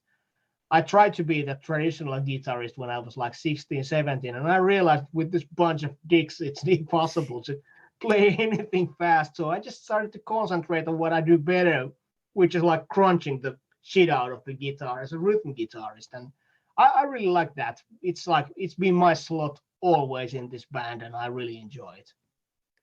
So the solos we hear in the studio albums are his creation, right? His creation, 100%. He's always given like completely free hands, except we had really hard time to swallow the Kuolleiden maa guitar solo with this fucking video game tapping and whatever. Like, man, this is, are you fucking sure about this? Yeah, it's fucking awesome. Don't be such a pussy. Okay, well, it's your solo, but you know it would if it would actually destroy the mood of the song in a way that I would have it like consider it unacceptable, I would had at that point call on the veto card. And yeah, sorry, I'm really sorry, but we can't. But it was on the verge, but it didn't cross the line, so it was there.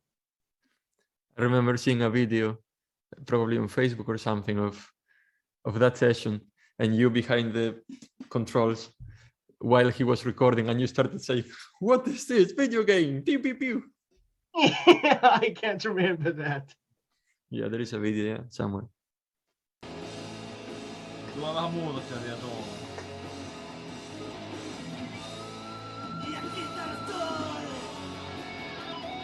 Kova soolo.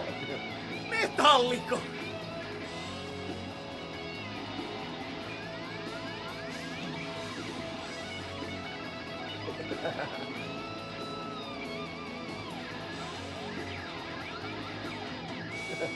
Laser mitä vittu? Vaikka mä tykkäänkin videopeleistä, niin jätkä vei toki nyt ihan uusia ulottuvuuksia. You win the high score! Boss fight! Round 2! Fight! Finish him! Musta tuntuu, että tarvit kaljan. Niin, tarvit 10 kaljan. Sori, mä en pysty tulemaan kotiin, koska mitään soolo oli niin videopelimäinen, että mun oli pakko rupea dokkaan. Mä kuvitan se arcade-peli sillä, niin kuin joystick ja samaan aikaan. I can just imagine how horrible it must be if the spiritual essence wasn't there in the demo phase.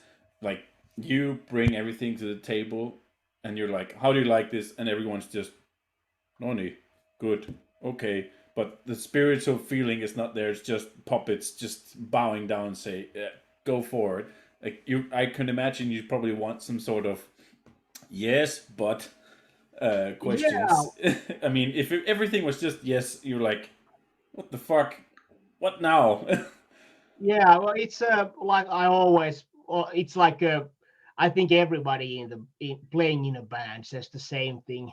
We'd rather, like everybody else, we'd rather get like for a score in a review, we'd get rather 1 than we would get 3.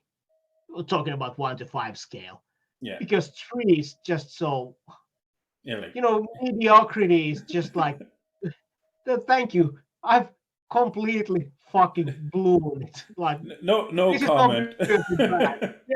Yeah, I'd rather get 1 out of 5 any day than 3. It's not constructive in any way.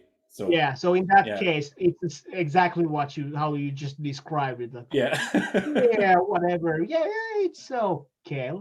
No, that's You not go all I ahead. want to hear. Yeah, that's a fucking bite for nothing, man. I worked my Like, ass off, and this is what I get. yeah, but as a flip side, as things are not so black and white, I remember struggling a great deal with this Ruttolehto song. Mm. And just 2 days before the studio was gonna start, I sent another version for the band. Like, okay, here's now a 15-minute version of the song, like 12-minute version of the song, and yeah, it's a bit different. I wanted to go more black metal. I didn't like the song as it was now, and the guys were like, okay, dude, seriously, this must be the fucking 25th version you send to us, and every time it's like, yeah, this is now better, and then you say the next day, no, it wasn't better. We are not going to even to listen to this anymore, and we are going to record the final version as it was. Retrospectively thinking, man, though, those guys were so right. But my point is that sometimes I go completely overboard with the nitpicking and with the vision, like TM on bracelets. Well, Shift 8. And yeah, sometimes, especially with you, Maltanak, I went to the dark side a bit too often, and was banging my head to the keyboard, like, oh, I have no idea what to do because I have too many options. And that was the plague of that album. And we've promised to each other that we will never ever do an album in that way again. Well, that makes it fun to see what's going to happen in the next whoever knows how many years. Yeah. Well, that's actually a really good transition into part of what we wanted to ask about in today's interview, which is basically the process of each album. So I don't know where we would want to start, but I'd be curious to ask about like Tame Kuin Talvi. Like, do you remember going into making that demo? Was it recorded with the intention of being a demo, or was it recorded with the intention of being the debut? Yeah, I remember it like it was yesterday. But I have the particular time in my life was a time of, I don't know, sounds a bit cheesy, but kind of a great enlightenment in a way that I kind of knew what I wanted to do, like musically, spiritually, and when I was doing that demo, like we need to go back to the Mezza demo quickly. I'm sorry, I'm not gonna dwell in Mezza demo. And the time from the beginning, that, I agree. Yeah, in a way that when we started to do with stuff with Ville, we never did anything serious. Everything was basically just like tongue-in-cheek bullshit joke versions out of the real stuff, because we thought that it was kind of like this like disguise for us in a way. We didn't dare to enter the big boys playground, so we stayed in our own, and yeah, we're just making these joke versions because then we can kind of do the music we like, but we don't have to expose ourselves to ourselves. Yeah. And then the Mezza demo was like, I was thinking like, oh yeah, well, hey, this sounds like Enslave. Let's do some Enslave stuff. Hooray, pagans. And then I started to like dwell more on the subject. And man, this stuff is fucking fascinating. And then I just went completely nuts, and I started to like check out books, and the internet was not the same internet it's nowadays in like 96, 97, but the things I like, I printed some, like I actually printed pages of Edda out and interpretation. Fuck, I can't even say the word, but like deciphering that basically, and the 9 noble virtues, and holy fucking shit, what is this? This is exactly what I believe in. And I was so like, what it first, like doing a couple of riffs first, it started for me as a as an idea that, hey, let's do some enslave this shit. And it didn't take long that that shit was doing me instead. And I was just like a follower anymore. Like, well, this is like fucking awesome. And the first time ever in my life, I felt that this is not a joke project at all. And I'm actually fucking dead serious with that. Okay, I did some things, like, for example, we had some, like, we stole the intro battle sounds from Demoniac's album, and because we thought that, yeah, well, it's a joke stuff and nobody gives a shit, but it didn't feel a joke anymore at that point. But I had to have some sort of like this credible disguise to myself, in a way that, yeah, I'm not doing serious stuff. I'm just fooling around. And one part of me is, you're doing serious stuff. No, man. No, I'm not. I'm using Demoniac's album. Oh, yeah, well, I'm sorry. And then I started to do really serious stuff. And then we go to Tämä ikuinen talvi, which for me at that point was the culmination of like everything, in a sense that I had got better musical gear.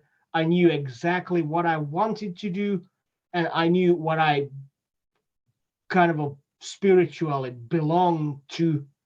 What was it felt like I was about in my 20s. I felt like I fucking found my destiny.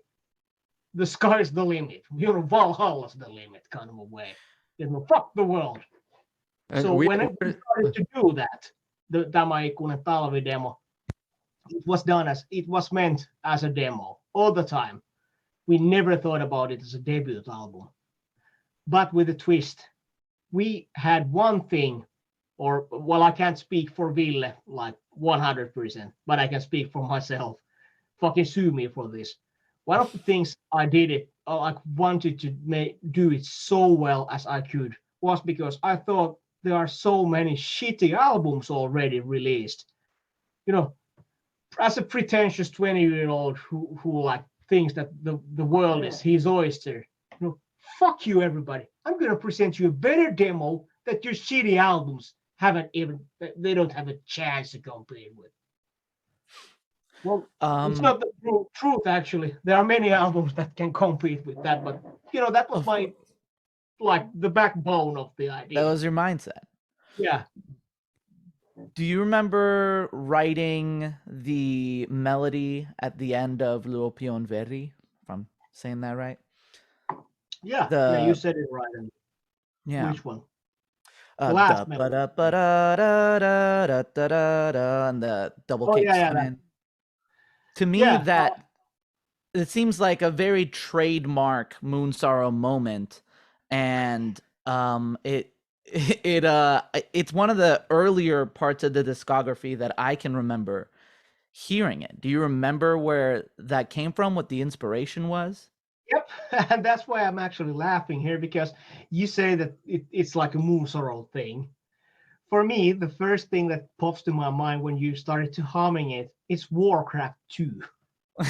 Not taken from Warcraft 2. And yes, obviously, it seems that I've taken some video game influences for this band as well. But the thing is that it's always reminded me a bit of Warcraft 2. But the truth is that actually it owes a lot to this Norwegian band called Obtained Enslavement.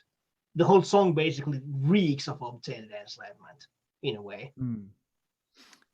But you eventually... Oh, no, Abel has a question. Yeah, seems we are skipping Thorns of Ice and Promo, which, all right, were not released, but they were written and recorded. So how do those fit in the picture? Because if I have the timeline right, first was Thorns of Ice, then Mezza, then the Promo, and then Tämä ikuinen talvi. So they are like in the middle. Yeah, Thorns of Ice was basically just one of those, hey, let's do some shit. There was one good song, and as the story goes, and which is the absolute fucking truth, is that that good song got destroyed. And we didn't bother to release that bad song, which is now released on the vinyl version, though. But yeah, that was still that like we're not really serious era. And the promo 97 was super serious, but I think that was released in that vinyl box as well.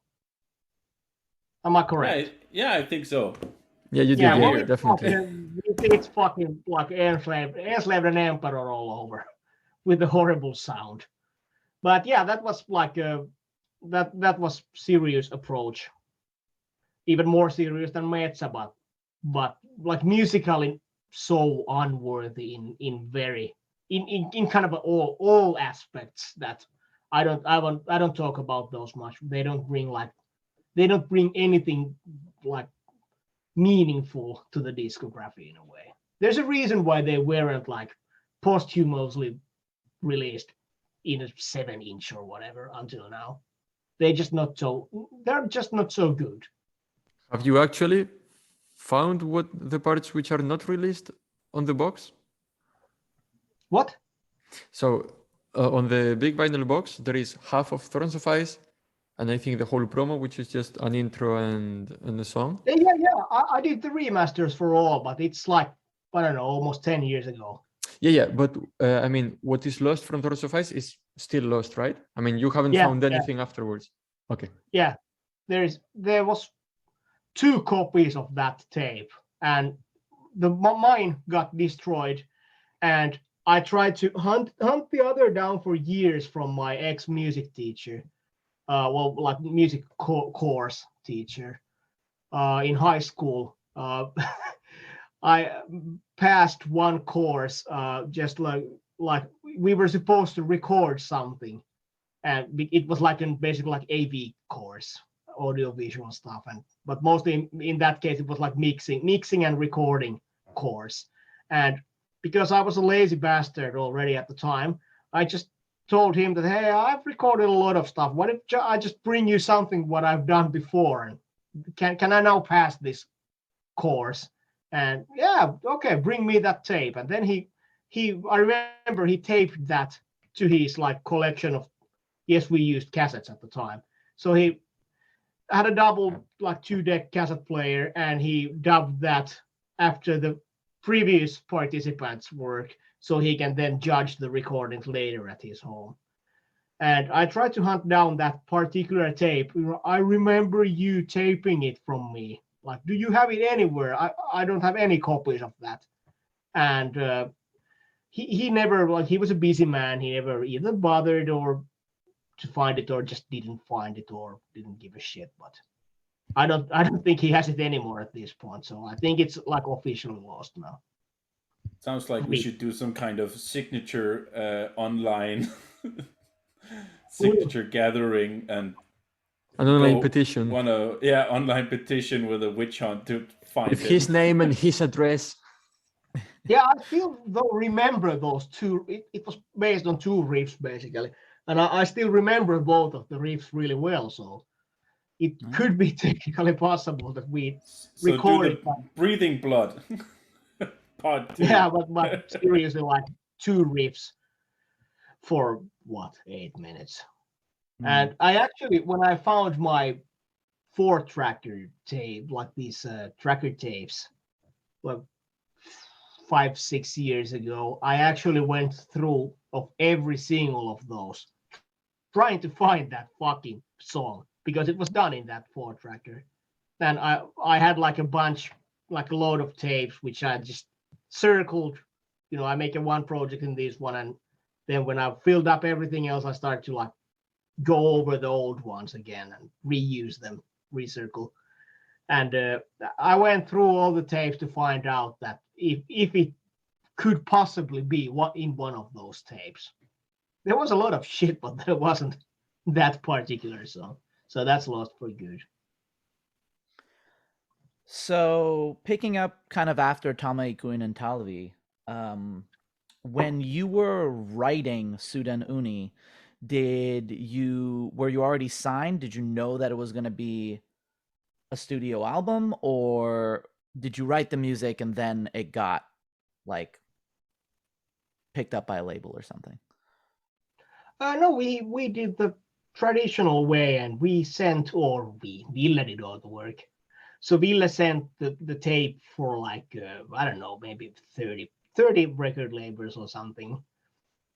And if I remember right, we got 2 offers. We got Hammerheart, but not the Dutch one, but the Korean one, who also released the Dark Woods My Betrothed debut album back in '95. And then we got this Plasmatica Records, and because Sweden, that was such much easier to pick it up. And we had like half a song ready when we had the email that, hey, I could sign you guys. Well, okay, well, we should better start doing something. And yeah. Well, and at that point, you're now a signed band, right? Exactly what you're talking about earlier with like hiding behind the humor and stuff is something that I think a lot of us who have made music can really relate to. But at this point, you're a signed band, so you don't really get to do that exactly, right? It's or maybe to some degree you can, but the idea is that you now know you're working on your debut album, and you at the same time decide to do a very different approach to the music, very different than in theory the demo that got you signed. Like where were you at? What were you thinking leading into Suden Uni and changing so much of the music? We didn't, to be honest. We didn't think it at all. It was just like, it felt so natural that, okay, we've done that now. And, like, oh my God, battery. And here we go. So it just felt very natural. And we didn't even think about that, hey, we might have fans or we have expectations for the record company. We were just fucking naive and thought that now that we have a record deal, we can do whatever we want. So we didn't stop for a second to think that there might be a chance that people are not expecting anything like that. And that occurred us later, like in the studio, like, oh yeah, guys, by the way, this does sound a bit different than the demo, does it? Yeah, well, the demo is much more worse than this. That's true, man. Let's keep this. And that was the discussion. What were some of the things? No, sorry. Okay, well, what I was going to say. What you mentioned earlier that a lot of the albums have like this little like germ of an idea musically that expands into kind of the sound of the whole album. Do you remember where the sound of Suden Uni grew out of? You mean like the sound, like production wise? Or either way, either the production wise or the decision to kind of be more mid-tempo, bring in all of the folk instruments. Do you remember like what you made that you thought like, okay, that's what I want the album to kind of be centered around? Yeah, you mentioned that sometimes everything stems from one riff, for example, and from then, like you said, it opens the tap and everything flows. So what was the spark in Suden Uni?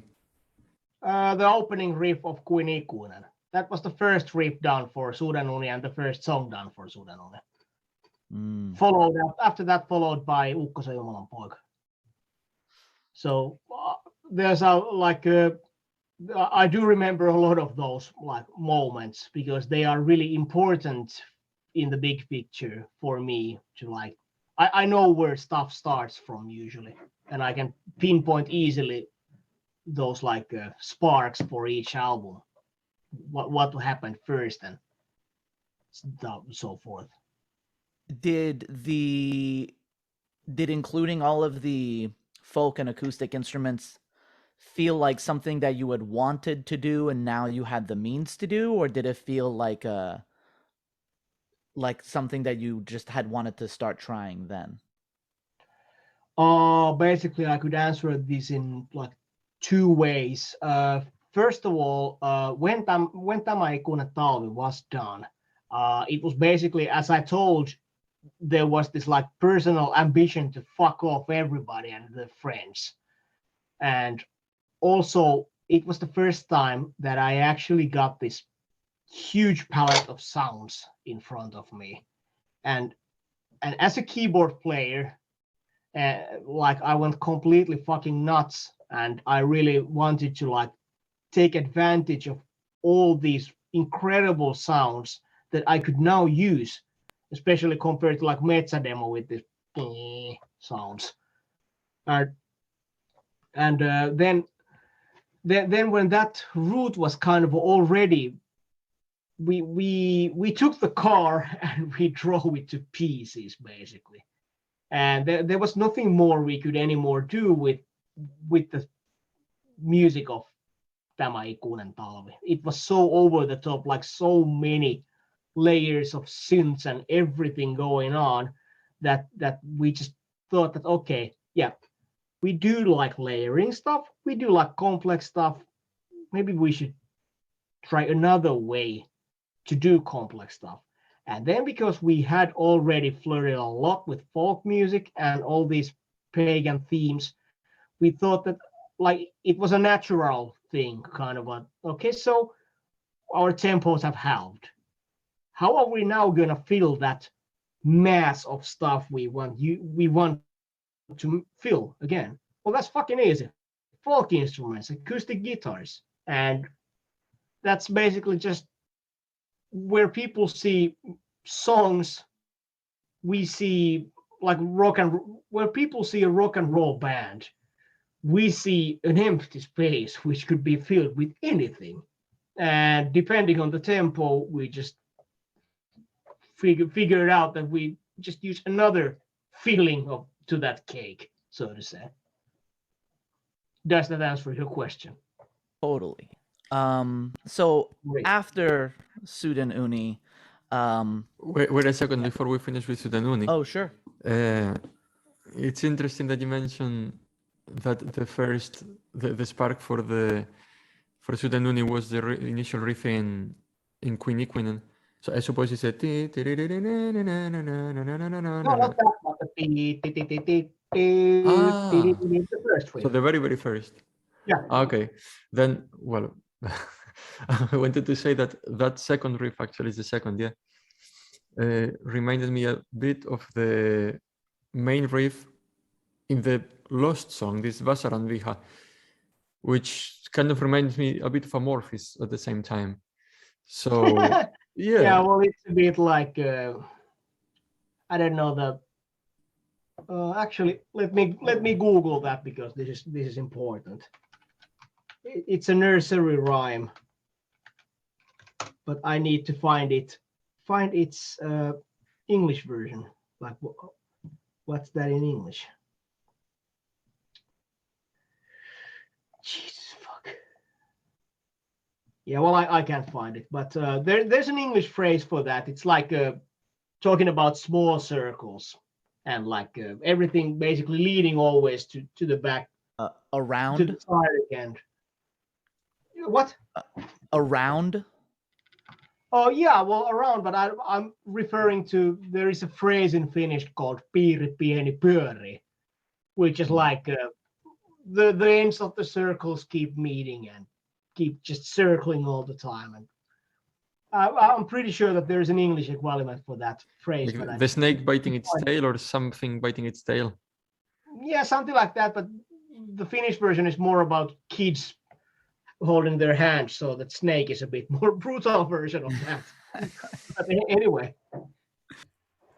So after Suden Uni, you did Voimasta, and yesterday when you were talking about the first two albums, you said you still like them, that there's still things that you really appreciate about them, but I think you insinuated that they kind of have a sound that feels a little bit more aged than maybe some of the later stuff. When we were talking about it, we talked a lot about the whole Finnish scene in general at that time, and you had like, well, it's hard to, as an outsider and looking back at just the dates on the albums, keep in mind like where was Ensiferum, what were they doing, what was Korpiklani doing at this time.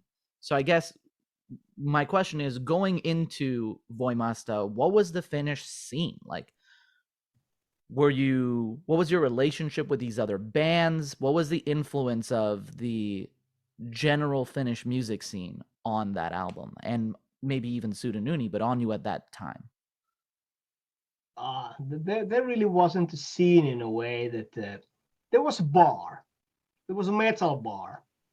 And I dare to say that it's the equivalent of, if you've heard the Norwegian, the Elm Street bar in Oslo. Well, that was the Elm Street of Helsinki, basically, that bar. What's its name? Corner bar. Corner, as you know, corner. Okay. And everybody was there, but it wasn't like a show-off place. It wasn't like, hey, let's go to show off at corner because everybody's in there. No, everybody just happened to be there because it was the best fucking metal bar around. And they had cheap drinks and DJs were our friends. So we could always like harass them. Hey, put some battery, put some Cannibal Corpse. Enough with this shit, man. And we were always laughing about these trendy clowns, like, because like 3/4 of the bar knew each other. So it was like basically like just everybody knew each other. And then when outsiders came, they were usually either greeted or laughed out depending on their attitude. But it was really, really like this our circle, get off from our bar, you know, this is our scene. But everybody was in that bar. Oh, just where? Is that where Finnish folk metal mafia started? No, I think that was in some tour. Somebody invented that. I'm not still sure what I think of it. But at that point, like, at least like I can speak for myself and the other Moonsorrow guys. We were like friends with Ensiferum guys, but not because we were playing with a band. We were just, you know, we were a bunch of guys that happened to play in bands. And technically, it could have been possible that I could have played in Ensiferum, or Mahi could have played in Moonsorrow. It's just like coincidence, basically, that things went as they are now. When you think of Finland in the, you know, early to mid 2000s, and since having this scene of folk metal and all of that stuff, do you attribute that more to a series of musical influences, like this band started doing this and then other bands were influenced by that? Or do you think that it's something that was maybe more inherent to the musical upbringing of people that age in Finland at that time, kind of more similar to what you were describing to us yesterday about like the progressive and folk influences in the 70s? Is it more that everybody kind of had the same idea, or do you think of it more in terms of, well, first this band started doing this and that became really popular and spread that way? I think that it's really hard to say because I can't take, for example, Mahi from Ensiferum and tell exactly why he likes folk music in general. Mm-hmm. But I know for a fact that Mahi has said in many, many interviews, which he doesn't hide at all, that for he, like, the biggest thing was Amorphis. And they did sound a lot like Amorphis in those demo days. Just like we sounded like a lot like Enslaved in our demo days. So it's not like a bad thing at all. It's just that you take whatever gave you that first spark and you start to fucking copy it, because that's how things go. And then you start to realize that, hey, maybe I could pull something of my own off too. And at that point, Ensiferum doesn't become an Amorphis clone, but shoots to the stars with their own stuff. And at the same time, Moonsorrow decides, yeah, we're not going to stay like Enslaved. Let's rip off Bathory instead. And we go there. Well, that's the next question. So you went into the second album and you are now much more of a Bathory sound. Do you remember what led to that, or what may be that first spark in Voimasta? So it's been a really long day and I slept like fuck last night. So please come again. Before With Voimasta, do you remember how that started? Some of maybe the early ideas that led to the album sounding the way it does? Any of the decision to go more of a battery route? Voimasta was a bit weird session, like or like it was a weird album in a way. That first of all, we booked the studio because Ahti at Tico Tico Studio, he was really busy man at the time, and we needed to book the second album recordings when we left Kemi with Suden Uni. So let's dig up the calendar, and it seems that you have okay 1.5 years from now. We'll book that. We booked that August, like 2001. And we booked that. We thought that of course we're gonna like have another record deal. This is a good album we have done. So why wouldn't we get like an option to do another one? When then shit hit the fan and Plasmatica Records went down, and it was like late spring and summer approaching, and we had booked the studio and we still didn't have a record deal. So Marco negotiated us a deal from Spike Farm with Summit Tenets, and I was really opposing that. It took me that like 1 month to persuade, and then like 2 weeks before the studio, I was agreed to ink the deal, and so that I could save the studio and the band, because the next studio was already like we would have to wait 1.5 years again to get to Tico Tico, and we wanted really there. And we went there, and it was really like scattered session. I remember like I had like Fintroll gigs. I had to go to Wacken in the middle of the sessions and then come back and then leave to some other gig with Fintroll, because like the Fintroll stuff was really like started to like get on some like on fire, like well, you get the point, like in a race in a way that it started to interest people. And we suddenly got this gig in Wacken, and we were supposed to do another gig in Wacken, and I was like bouncing around between Helsinki and Kemi, and from Helsinki I don't remember where did I fly, a couple of flights, and then back to Kemi again like 5 a.m. Airplane, and it was fucking, can't remember half of that session. Mitya played some of his guitars when I wasn't there and left before I came there. I never saw Mitya in those sessions at all. And we didn't have time to mix the album at all. So we had to leave, and we had some like basic ideas of the sound in general, like based on the recorded sounds. And when Ahti started to mix it, we just told him that, okay, make it good and send it to us when it's ready. And Ahti did all the balancing and mixing. And I remember when I got the CD in mail, and okay, we have the mix now. This sounds like shit. And I was so disappointed, and I wanted to like call Ahti, and I'm gonna take another flight there and we're gonna mix it again, but I didn't have any money for that. And it wasn't that bad. It was just not what I expected. It wasn't like screechy and black metalish enough. Not that I wanted like go full Borgnagar's debut, but it was like too clean and too weird. And then we went to master it in Finvox with Mika, and then I could breathe better after the mastering. I especially remember thanking Mika that, okay, thanks, you really saved this mix. Thanks a lot, dude.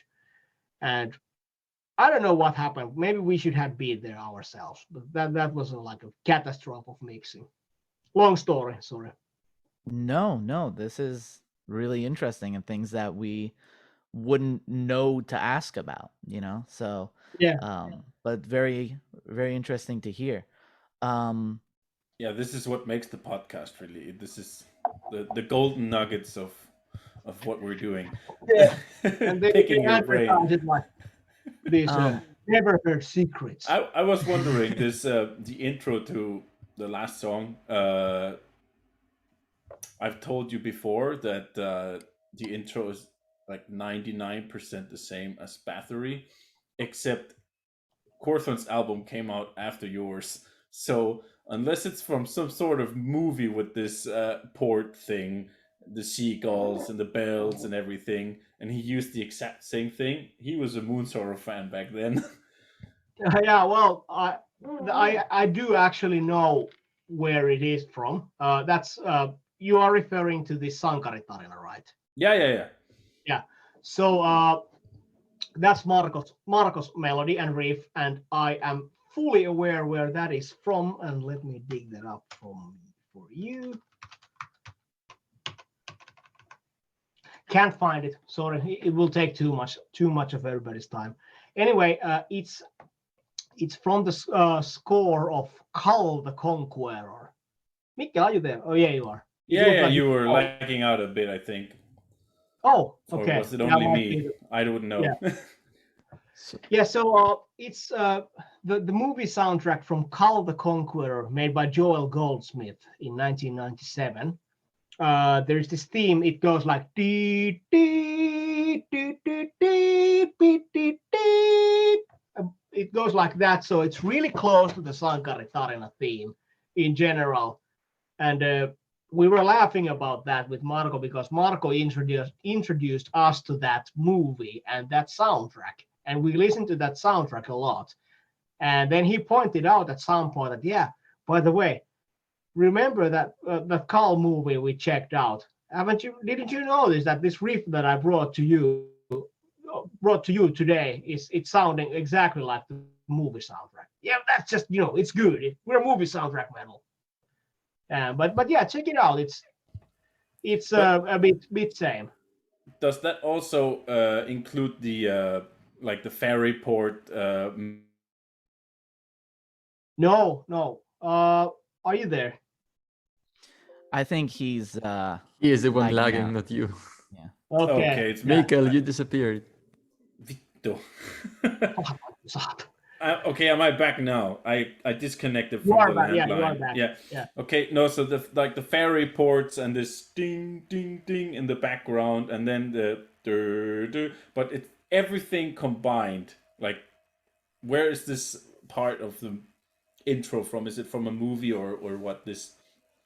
No, I always build those myself, but as we talked about yesterday about these samples being just like ripped and dragged from anywhere, I've probably like made it myself, or I have made it myself.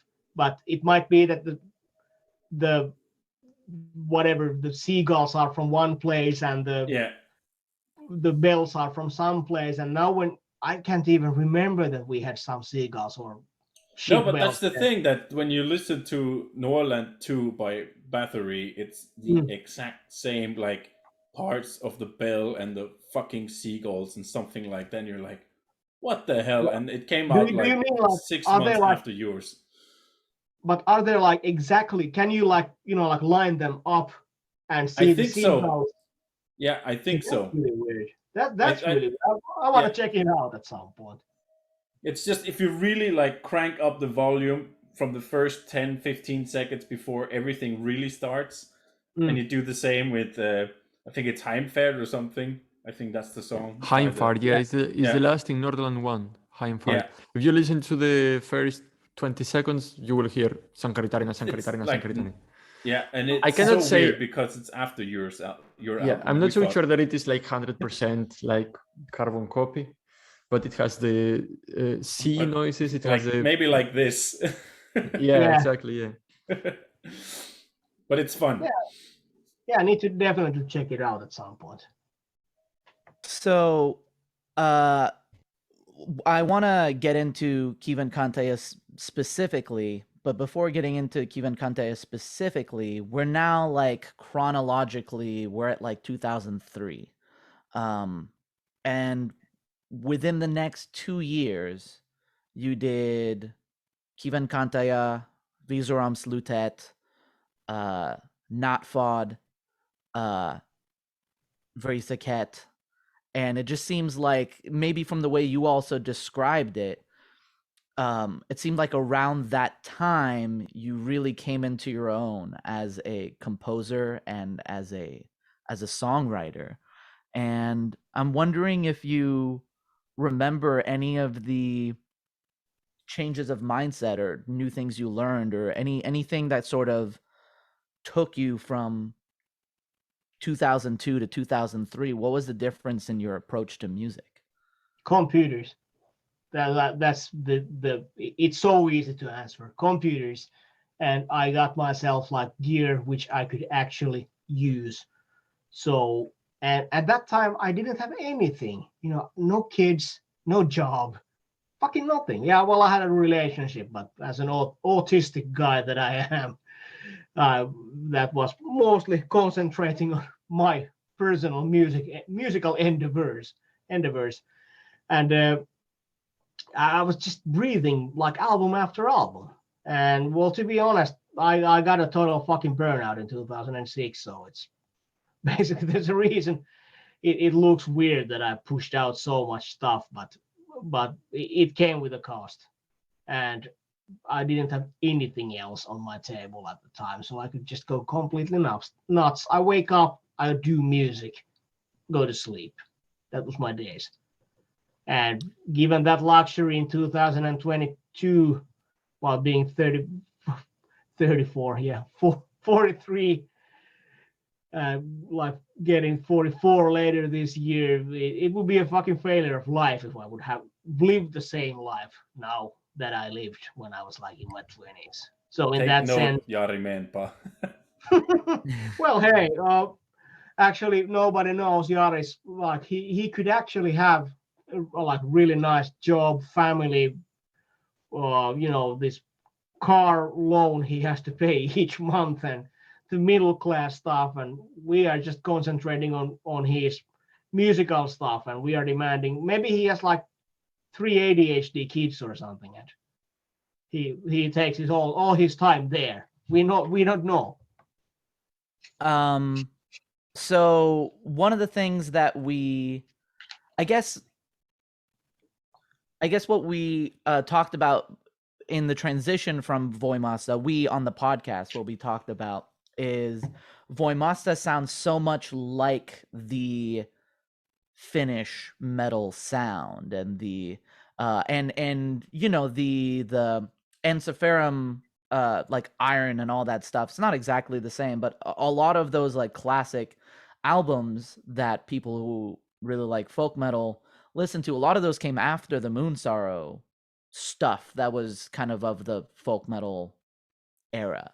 And I guess what we're wondering is, on Kiven Kanteja, when you went a lot more grand and epic and orchestral, was it kind of like you were talking about with Tamayakuin and Talvi, where it was like an intentional trying to like seeing what other people were doing and trying to up the game? Or was it more of just naturally where the music went and you never really thought about what other people were doing?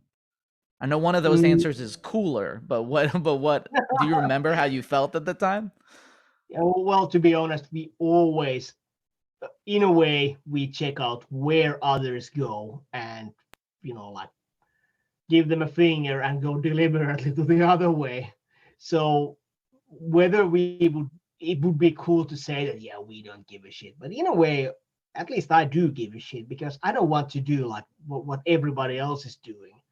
Why to do the same what everybody's doing? Well, I'd rather do something more fun and weird and, unexpected. I like to puzzle people. But and in that way, Kiven Kanteja was that was like we were in our own like musical bubble in a way. That I remember, like I went to Marco's place, or he came to my home, and we listened to this like Rick Wakeman albums and stuff like that, and we were like, man, this is so cool, we should definitely do something like that.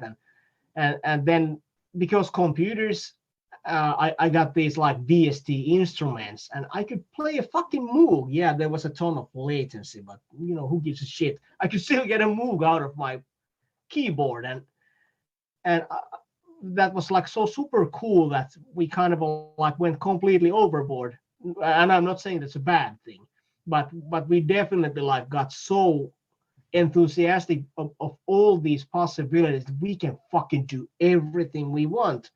There's every single fucking instrument in our hands now because of computers, and because we took inspiration from those old synth sounds. It was kind of a natural that we also took inspiration from the over-the-top, grandiose, super pretentiously pompous 70s like sword and sorcery prog albums, where like you had a crappy, badly playing rock band on drugs backed up by a fucking symphony orchestra. Because why not? And we thought we are kind of the same way, that this is just our poor man's symphony orchestra, like going all nuts with all this grandiose, super pompous stuff. And we just wanted to know, like, can we actually pull this thing off? Because we had so many ideas and we just wanted them to work. And they worked surprisingly nicely. Do you remember which ideas came first? Oh, I think the first two songs were either Unohduksen Lapsi. I think I was working on Unohduksen Lapsi at my end, and Marko was working on Raunioilla. And then we kind of bounced them between. I remember doing Unohduksen Lapsi. I did some demo vocals with Ville where I just sing something like that, because it was just so fucking cool that I could actually like do stuff like that. I could actually send the guy an MP3, a music file, which he can listen at home without me having to be there and explain, because I had the possibility to record what I was thinking. And Marko had the same thing, that he could present me like already like a shitty demo of what he had been thinking, instead of coming to my place and showing me how to play it and what he how he wants it to go. And all that was so like, it was really like a gate opener for us. What DAW were you using? At the time I was using Nuendo, but like because Kiven Kantaja was, I think it was released in 2003, but when we were doing it, composing it, it was 2002. And at the time I was using Nuendo. I switched to Cubase afterwards. And you're still on Cubase? Yes. One like specific question about that album that I've been wondering for so long. Who No, sings? it's your time. Yeah, I know. Who sings the first melody? Well, not the first melody, but the main vocal line, the main clean vocal line on Raunioilla? That's me. Okay. Yeah, perfect. For I think what reading somewhere, but yeah, maybe not then. No, I always thought it sounded like you, and then for whatever reason, at some point in my life, maybe it's because live, you're not there, but I think you're credited for like lead vocals on the album, and I'm guessing it's because of that. Yeah, I was the only guy who had the balls to do it, despite of my lack of. Let's say that I can stay on a note because of this absolute pitch thing. It's not impossible for me to sing somehow clean. It's just that I was blessed in that. I definitely ain't blessed for when it comes to my sound, because I sound like a fucking nasal girl most of the time I open my mouth, and that's just, well, my workmates refer me to as Joe Pesci, this actor. Short-tempered guy who speaks like this all the time. What's funny? Exactly what I think. Yeah, but you know, as a fellow nasally voiced person, you made it cool. So, like, listening to you do it is for like the nasally voiced people. exactly. And I think it's today or tomorrow when Abel puts up the first part of Kiven Kantaja podcast. And you have Sasan doing his nasally impression of Raunioille. And Alexi. So we also got Alexi, to yeah. experience the Yeah. same thing of like, okay, like who wants to sing this? We made an amazing Raunioille. You will want to throw your Kiven Kanta out of the window when you hear it. You will see.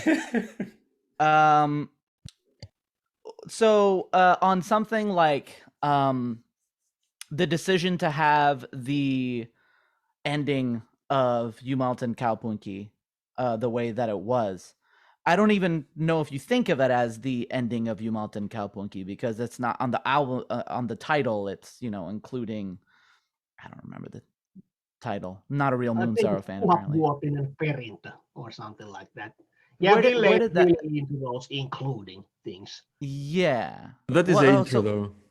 That is the intro. The outro doesn't have a name, I think. Oh, really? Yeah. Look Okay. at the Tuhatvuotinen perintö, or is it the intro's name? That is the intro, yeah. And the outro doesn't really have a name. Live and learn.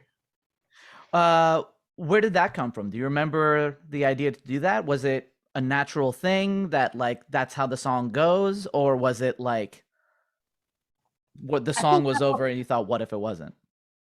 That was Marco's riff. We made most of Jumalten Kaupunki together. Originally it was Marco's song, and I think it was pretty much until to the I'm having a gap in my memory, but basically when it happens, that's and that's my riff, and I was opposing to him like, man, this is just, you know, it's too balsagal. We can't use that. This is not Moonsorrow at all. Fuck off. It's just fine. We put triple kick drums there and go nuts. And I remember the first part of the song was basically already demoed by Marco, and then we just continued from the spot that he kind of had left the song, and he forced me to use that Balsagoth riff there. And after we ended it, he went to the point where the riffs end, and we come to this break where the guitar starts. And Marco said that he has this one guitar idea that could work nicely somewhere, and well, let's just put it after this one, because why not?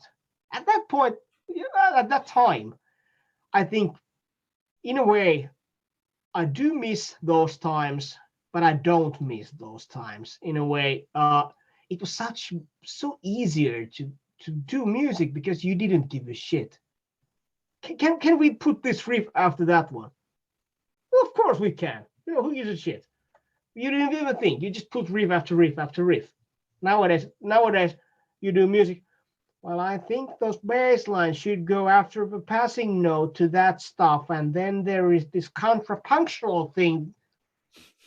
How very metal is that? But This riff might offend someone. Let's not do it. please, God, let this riff offend everyone. And then do so bad riff that it offends everyone. Anyway, back to the point where the guitar thing, the mute guitar starts. That's a good example of how mine and Marco's collaboration mind works musically. He brought that thing to the table, and then this tapping thing that goes, and I just filled the blanks, and I started immediately hear things in my head and composed the last melody to that, which fades out then, and those like chords underneath the whole thing. And I think it works really well. I'm really, that's one of those like good things in Moonsorrow's musical history, which I can still like. To this day, I can say that, yeah, this actually sounds pretty nice. Yeah, it's my top 5 stuff at least. Yeah, it's a good ending for a song. Yeah, really good. Do you? I have to. Sorry, Sasan. I have to say, I'm really happy because this was something we talked about on the podcast already. But I'm a huge fan of Balsagoth stuff, and I was wondering if it's the best. Yes.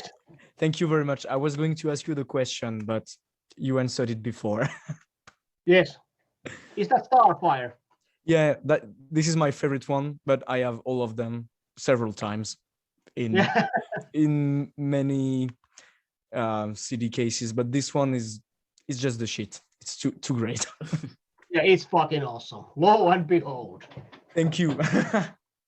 Do you kind of on the subject of that ending of Jumalta and Kaupunki, do you more often have a chord progression and some music and then find the melody on top of it, or is it more often that you have this melody and then you think about like what might go under it?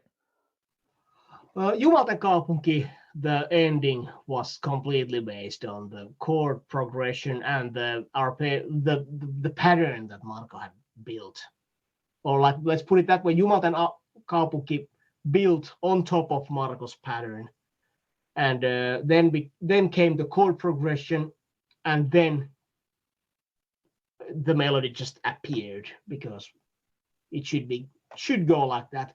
So I think basically now that actually this topic has been brought up, I think it's more easier for me. It's like it's either two ways. Either I get an idea of a melody, or then I have, and in that case, I hear the melody and the chords already. But it can also happen another way, that I hear the chords and then I start to like kind of well, not necessarily fish for a melody, but I usually can come up really fast. Let's say that, let's be in a hypothetical situation that me and Marco are sitting now in this room, and we think that, okay, we could use a melody here. And maybe I could like fish up something from my mind, like, okay, we could start like this, and then like develop it a bit. Because as I mentioned yesterday, that I don't like sit down and try different things with Moonsorrow. What I do in a way that when I start to like finesse and like develop things, that might be the time when I actually like try out different things. And what if should I go like from, instead of G, should I go to D, for example? And should I stay in this D a bit longer and then make the leap back to the other D? And like more kind of a traditional composing in a way. We kind of touched on this yesterday when we talked about it.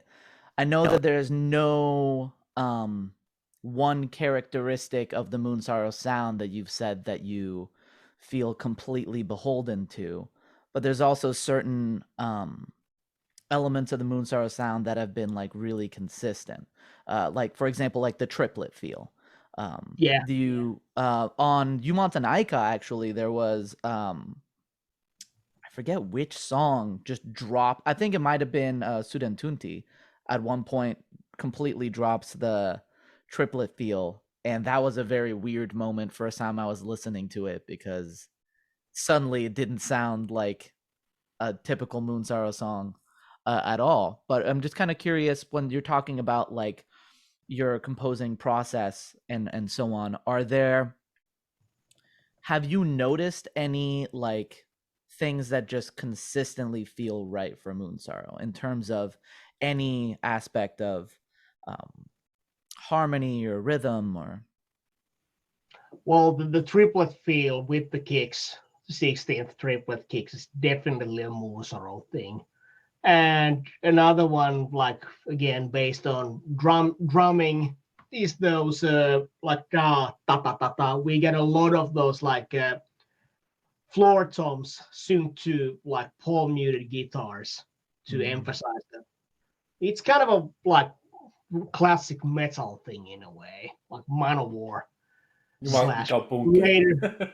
Yeah, there's a lot of that stuff in Moonsorrow stuff, and of course we basically just taking it from, you know, Metallica, Manowar bands, Testament bands who used to do that, and that all goes back to classical music in a way, like when you have timpanis and all these like let's say you have a horn section, you got those like bass trombone combined with 2 tenor trombones.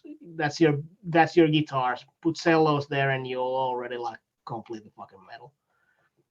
But another like trademark for our sound is that if you go back to any album of ours, you'll never find a pinging and ringing snare. And every time we do an album, the snare is rather large and like deep in a way. Like we're talking about like a physically big snare drum, because that's our thing. No Saint Anger. What? Yeah, no, Saint Anger. We are not fans of After Ring. One thing, actually two, because I think we won't have time to go into very saccade. So there are two things.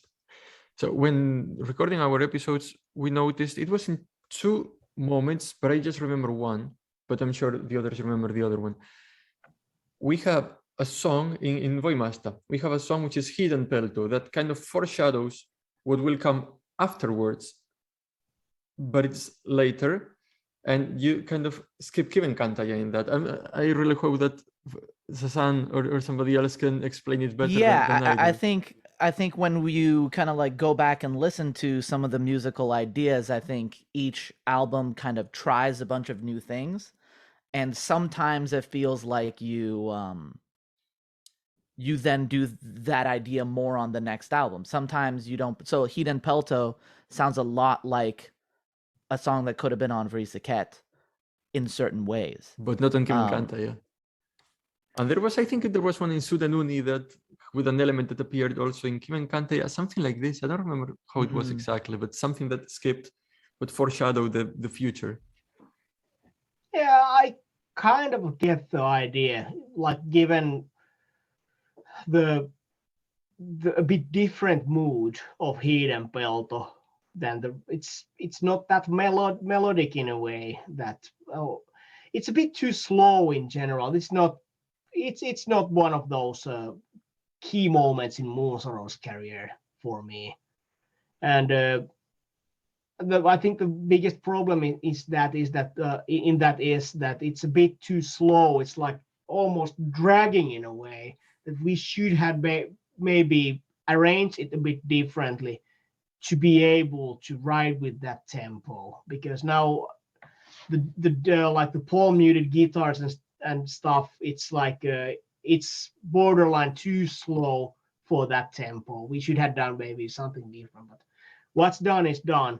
But in that sense, if you would raise up the tempo for, let's say, like 10 BPM, 15 BPM, put that to the very saccade mix, and overall just evilize it a bit, I think it would have suited that album really nicely. But definitely unintentional. Let's put it that way. Well, this is just the book club version of us dissecting everything that you guys have ever done and completely screwing it over, bringing in projections and everything of our feelings into something that you probably never ever felt, and you're like, no, that was never my intention. How did you get to that conclusion?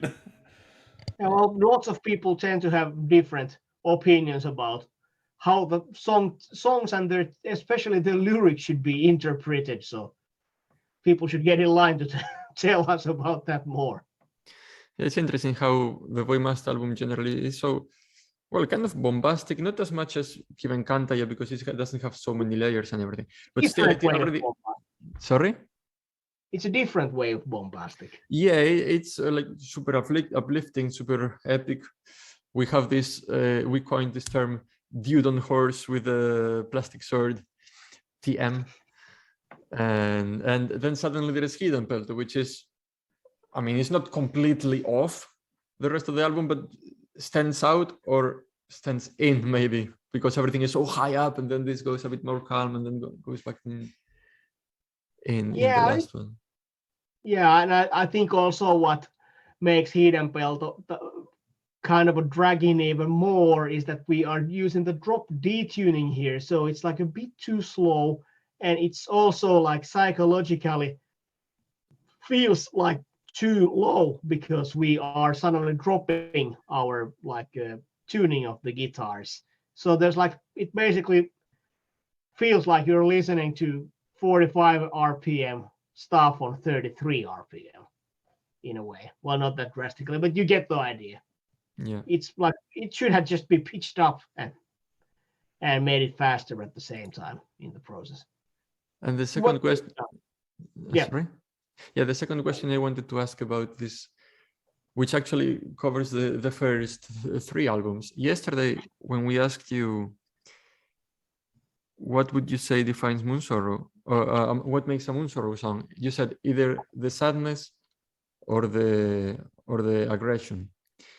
And while I can see how that is true from Very Sacred on, it doesn't seem to apply that much to the first three albums. I mean, there are some sad songs or some aggressive songs, but generally that is not the general mood, I would say. You might be right that I'm looking it like I'm skipping the first albums when I think of that. There is definitely point in that criticism, and I think there is this certain like heroic aspect that has been missing since Very Sacred basically, and maybe we just thought that it's not really. It does not represent Moonsorrow. Sorry. Suddenly started to get Facebook messages, but ringing to my phone super loud. Yeah, so I think it started with Very Sacred, and we kind of felt that this bombastic, heroic, uplifting stuff, it's not really our thing, and we wanted to do stuff a bit differently than, let's say, Ensiferum. Like, no, absolutely no offense to Ensiferum, but that's like their thing is the uplifting and heroic stuff with tattara, and we wanted to be those grumpy guys in the corner with leather pants, like fuck off, we're more metal than you, and we've kept that way since. So there is a lot of this heroic uplifting stuff which has been lost in the process. Well, fortunately, not completely lost, because we have, for example, the ending of Tulimyrsky or the ending of Ihmisen Aika, which have that element, a bit of it, and I think it fits really, really well. Is there a heroic element in Ihmisen Aika? Well, for me, this. But